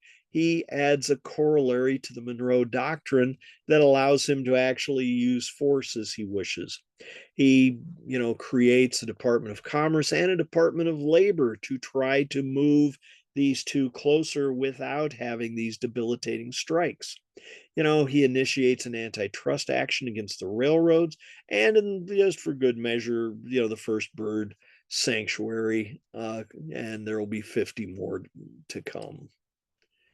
You know, he has in no way finished all the things he's going to do. Recognizes the Panama group so that he can get that Panama Canal, creates a treaty with Cuba, wins re-election, goes on to negotiate a peace between Japan and Russia, starts national forest, brokers German treaty with Morocco, you know, comes up with the National Monuments Act, Pure Food and Drug Act, Interstate Commerce Act, and in the end, about a year before he's out of office, he wants to send the fleet that he's done so much to build up and create. It's a huge fleet. He wants to send them around the world. Now, he's already pledged that he's not going to run for another term. He had said his two, he would respect that, etc. But he wants to send them on a fleet around the world, and Congress says no, that would cost too much money. There's no point in it. We're not doing that. And Roosevelt orders them to the Philippines and says, well, you want them back? It's on your dime. I can get them that far. I remember Roosevelt was the person who would stand against anything he thought was wrong. And in 1901, it's President Roosevelt who invites the first African American to be his guest at the White House. But he goes even further. He's so intrigued by this talk that he turns around and asks him to stay with him through dinner. That, of course, truly puts the fat in the fire. The South is up in arms. It's unprecedented and controversial. Remember, blacks and whites don't eat together because, of course, if you go into the slave quarters, there were no tables. Blacks did not eat at tables. Blacks on most slave-holding areas had been slopped like hogs. And thus they ate with the dogs or they didn't eat at all. What that meant was they were seen as animals to much of the South, and the concept that the president would do something like this was unprecedented, controversial. A ferocious uproar follows. And Roosevelt, being Roosevelt, turns around and appoints a black postal clerk in the South. And then when they refuse to open it, he says, then it will stay closed and you won't get your mail if you won't let him serve. He then proposes, because of course, and when they continue to do this, he will promote yet another black man to postal clerk, but he comes to realize they will use threats of intimidation and lynching to try to remove them from office. He will then say that he would be willing to sign an anti-lynching law and berates Congress for the fact that they won't pass it. Remember, they're playing that system. Whichever side will give the South what they want, and the other two sides will not play together. Woodrow Wilson comes to be seen as the patron saint of newspapers, but the reality is he's also seen as patron saint of most of the American public. As I said, everything he did was news, and all of it was something that people appreciated. He had a larger than life character. He's motivated by patriotism and nationalism, and he's an unabashed believer in America's empire. So that question that had so vexed William Jennings Bryan and half of the country, it's Teddy Roosevelt is just move on. It is what we are, and we will continue. Of course, the Panama Canal will come out of that. All the rest of it will. And when he remains with his agreement that he will not run, not only is he saddened, but so is the population. Now, he endorses his friend Taft, who he had made vice president, after he had made him, in charge of the Philippines in getting rid of that war. But, the Muckrakers are not amused by Taft, and he is not taken, he does not treat the press as well as Teddy Roosevelt did. So he is more often a target, even though he is doing some pretty good things and carrying on in the line that Roosevelt had. So later on, as TR comes back after 4 years and says, I think I really should come back, he ends up stepping on Taft's toes, and Taft, who has been his buddy all along, does not get out of his way. And it will be a fight to the finish. And when the Republican Party turns their back on Roosevelt, he turns around and runs as a third party. And in doing so, will ensure that all of those progressive items that he had embraced would come to pass, because when he splits the vote, when he splits the Republican vote between he and Taft, it allows Wilson to come in. And Wilson is unabashedly a progressive on certain things. And of those things, every single one of those items that we saw on that 1892 platform for the populists that became the progressives would come to pass under Wilson, plus a whole lot more. That is the zenith. Under Wilson, we will see that final case where the government finds its way to be able to actually believe that the government has the right to say there's a maximum number of hours people should work, or at least they need to be paid more to work beyond that. It is under those circumstances that the government suddenly finds, through the Supreme Court, that they have the ability to have some control over the excesses of business.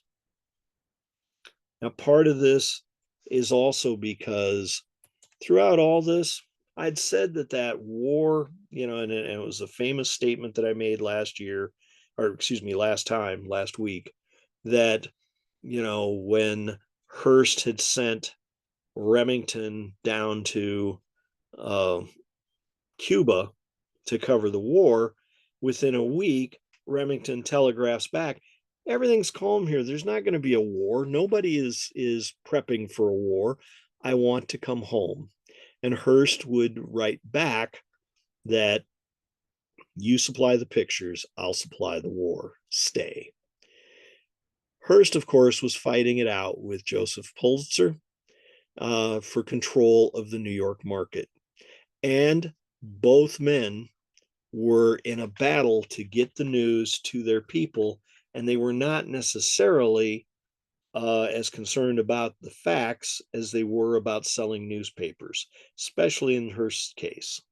But Hearst would get his comeuppance because during that war in Cuba, he actually shows up, being like a lot of people, this is going to be a fun picnic. He gets there and finds one of his reporters, one of his best, shot and lying on the ground.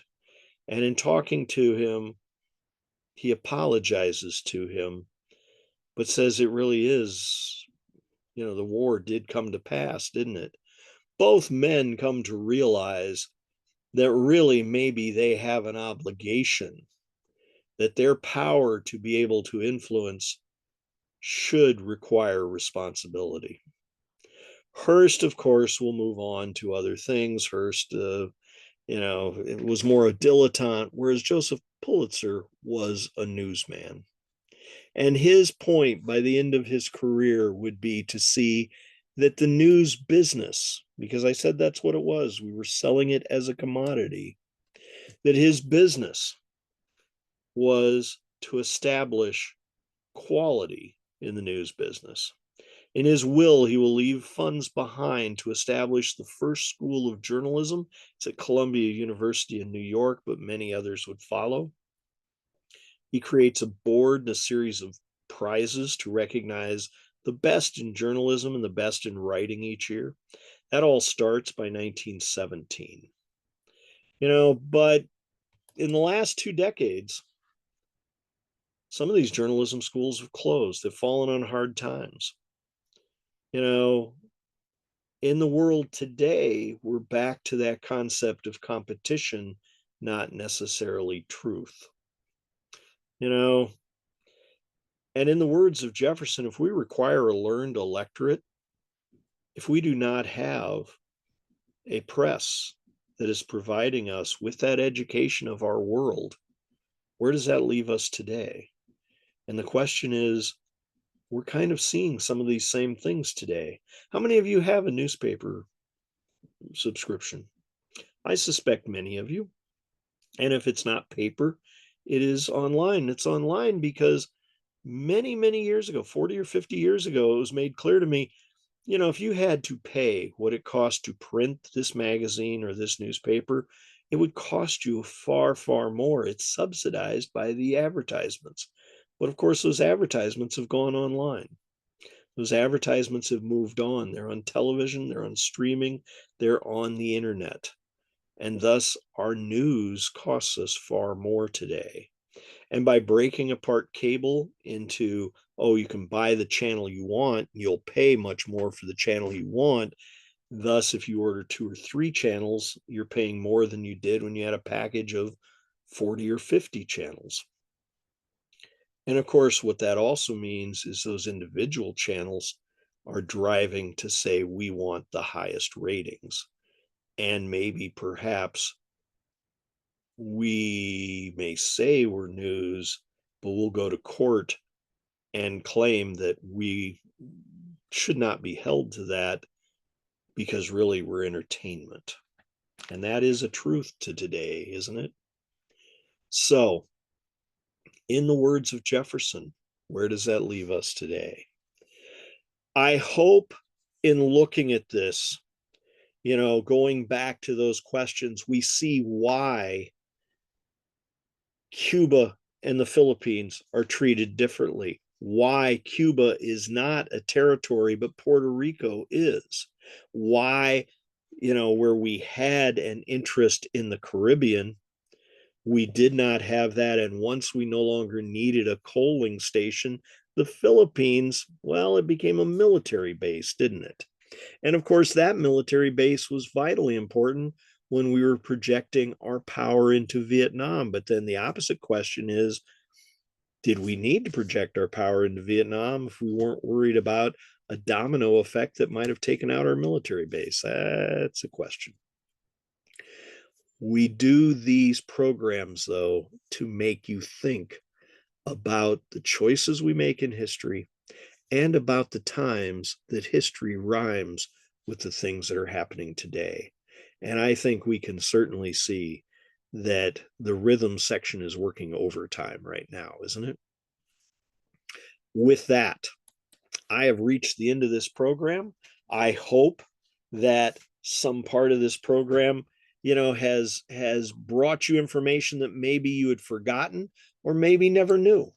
And I hope it's made you interested in either asking questions or going to look on your own to find out new things about these, and to also see, well, how much of today somewhat reflects because it worked then. We have a habit as Americans, if it worked once, do it again. Of course, we also have a habit of as Americans of saying, I have totally forgotten anything I learned from the experience before. Thus my comments about, gee, the alcohol trade and everything else, and the shootouts that were happening in the 1880s in Sioux City, Iowa, and then all of a sudden, gosh, you have after hours clubs in Sioux City and you have shootouts downtown again. Sometimes we seem to always want to recreate and believe that, oh, this time it'll be different. This time it'll work out different. The reality of the thing that stays the same, if the money is behind it and other people are going to make money, they will push it forward so that, oh, gambling is now legal. Oh, alcohol is again legal. Whether or not you think it should be or not, that's not the question. Is it a good idea or should it be regulated? That might be another question. Or should we just be aware and think about it before we step into it, believing that, oh, it's all wonderful, right? So, questions, thoughts, ideas. Did this hit the mark for you? Do you see the three stages of progressivism, how it grew out of the plains and ignited a fire that swept to the cities, how we actually ended up involved on a national level, and maybe how we got to some of the things we're seeing today? I throw it open to you. Russ, this is William. Yes. I wanted to ask you about a couple things about the Spanish-American War. First of all, this General Leonard Wood. They ended up naming Fort Leonard Wood after this guy. Right. He almost became president. In reality, he should have probably become president when TR died, and there was nobody for 1920, and that was up in the air. The only problem was the thing that was pushing him forward was the fact that he was a close friend of Roosevelt. Of course, the thing that was holding him back, the Republican Party, was he was a close friend of Roosevelt. He was a powerful person and continued to be through his access and his intelligence. Would continue in the military and continue forward. And yes, you're absolutely right. Named a base after him, an army camp. What do you know about veterans' benefits of the Spanish-American War veterans? I know this is not a benefit, but I know the Graceland Park Cemetery has a section of Spanish-American War veterans, sort of back in the southwest corner of the cemetery. I know there was an issue with veterans getting their benefits after one of the conflicts, but I don't think it was Spanish-American. It was War I, wasn't it? Yeah, it was more World War I. Of course, there was also some issues with the Civil War, but most of those were not a big issue. but no, the Spanish American War, not so much.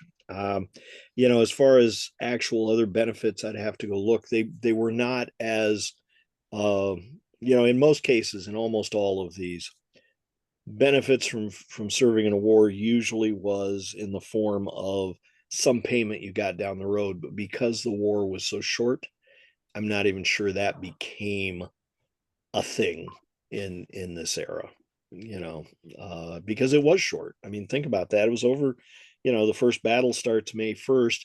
There's a long gap and it's all over by August.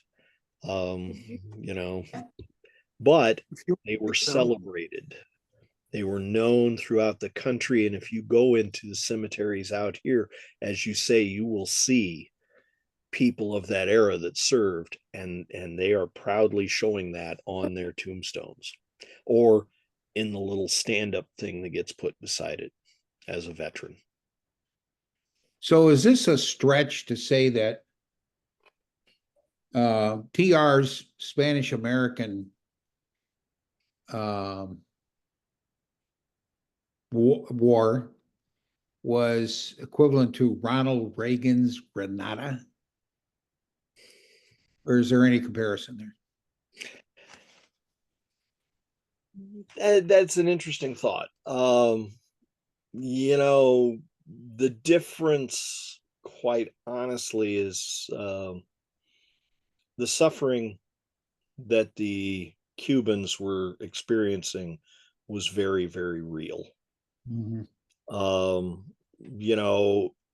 Interestingly enough, I think he was an undersecretary in the State Department right about the time, and it's after, I believe, after the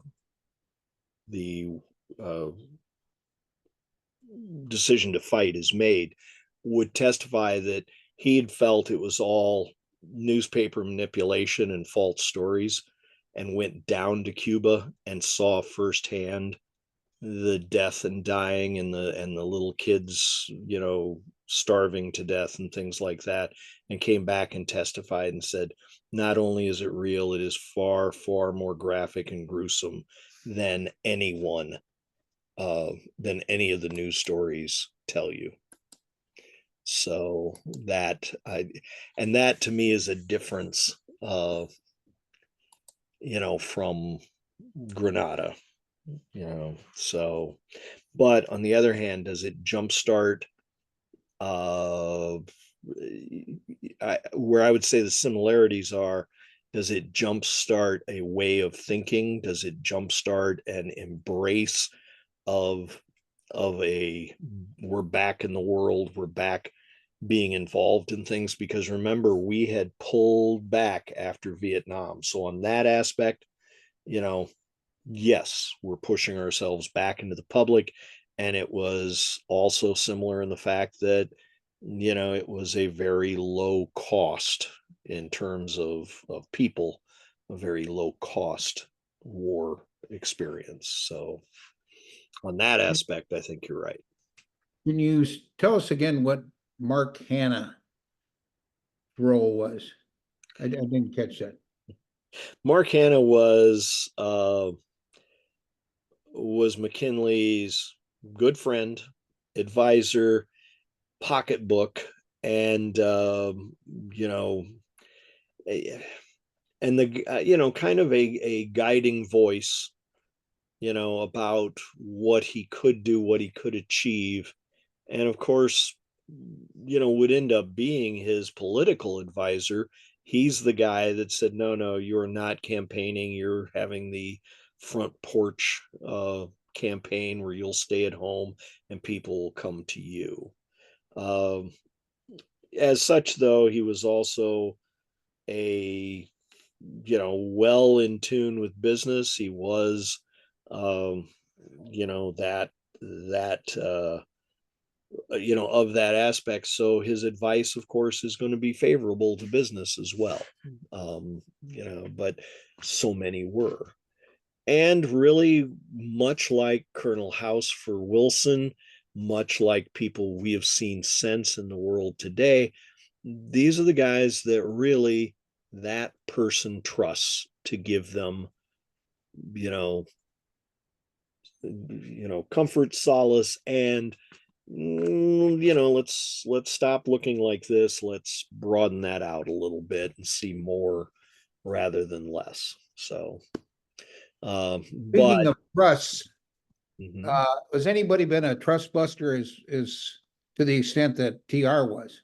Actually, Taft was more of a trust buster than TR. Taft Oh, carried that on and continued. And that's one of the things that really annoyed Taft and why he fought with TR when TR tried to come back, because TR said TR was buying into the concept that Taft was not uh, taking care of the people, and that insulted Taft, and thus Taft stayed in the race and fought him for it because that was a damnable lie, in the words of Taft. mm-hmm. The difference is, of course, Taft looked and was shaped a lot like me. He was not somebody that was ever going to engage the public imagination the way TR did. And it really, really annoyed Taft in the fact that I've done all these incredible things, and yet I'm considered, less, not more. So, and of course, you know, Taft is a fascinating story of his own, and we're gonna leave him where he is. So, One more question, I'll leave you alone. In your opinion, is Puerto Rico a garbage dump in the middle of the ocean?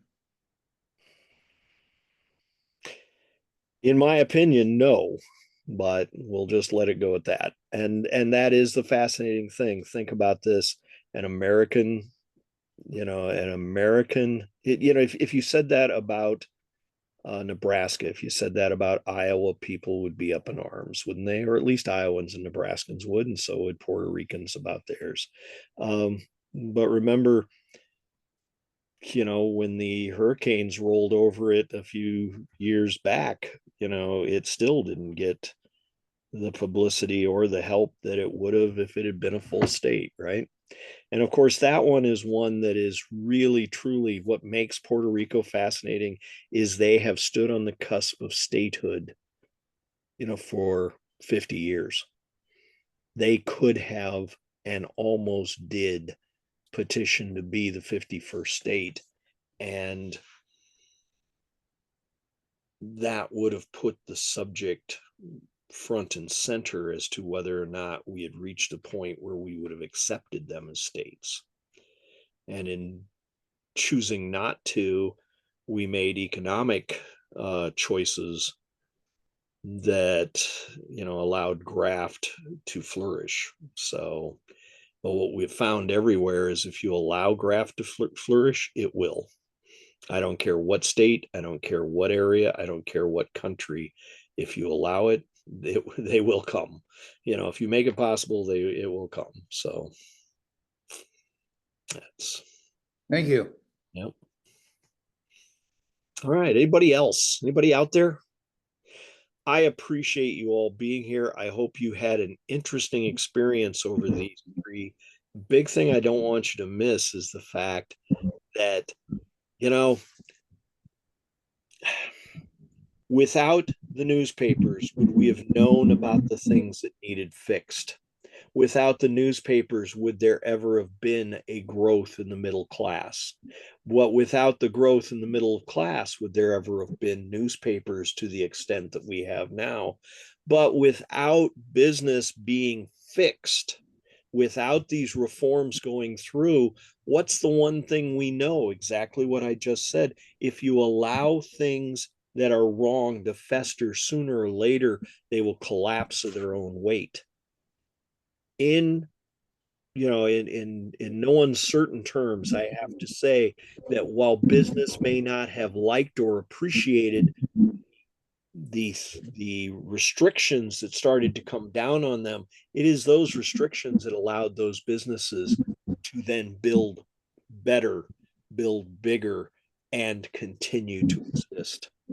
Because if you had continued to force people into what would have been the equivalent of a serfdom long before that serfdom ever would have happened, you, in my opinion, you would have reached an occasion that would have looked like either the French Revolution or the Russian Revolution, people will not take that indefinitely. And thus, each, even working against each other, each strengthened each other. And we need to remember that, for as much as we may not like what the news has to say, it's good to pay attention to the truthful part of it.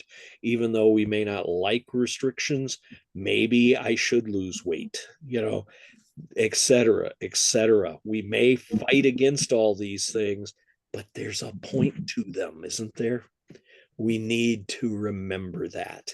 And it's at this point where those three powers, information, action, and restrictions, come together to build that American century. And that is a vital point of all of this. So that's what I leave you with tonight. I hope you have a great night. I hope to see you next week. We're going to look at Standing Bear, who became a cause celeb in the newspapers and would eventually, thus, we would see how that works out for Native Americans and how that works out specifically for the Ponca tribe, which started right here in our backyard. So all of that. Thank you. Have a good night, everybody. Hey, Russ, in the chat, we have thank you for such an interesting talk from Pat Simmons. And Sandy says, thanks, Russ. Good information, both as a refresher and new things I didn't know. Interesting to see things similar to today. So those are the chat comments. All right. Thanks, everybody. Thank you. Hope you all had a good time. Hope to see you all again next week. Good night. Bye now. Thanks, Russ. Good to be with you tonight. Thank you. Thank you very much. And Irene, I don't think I got a chance to say hi to you guys, but thanks for being here. All right. Have Good a night, good everyone. Good night. night.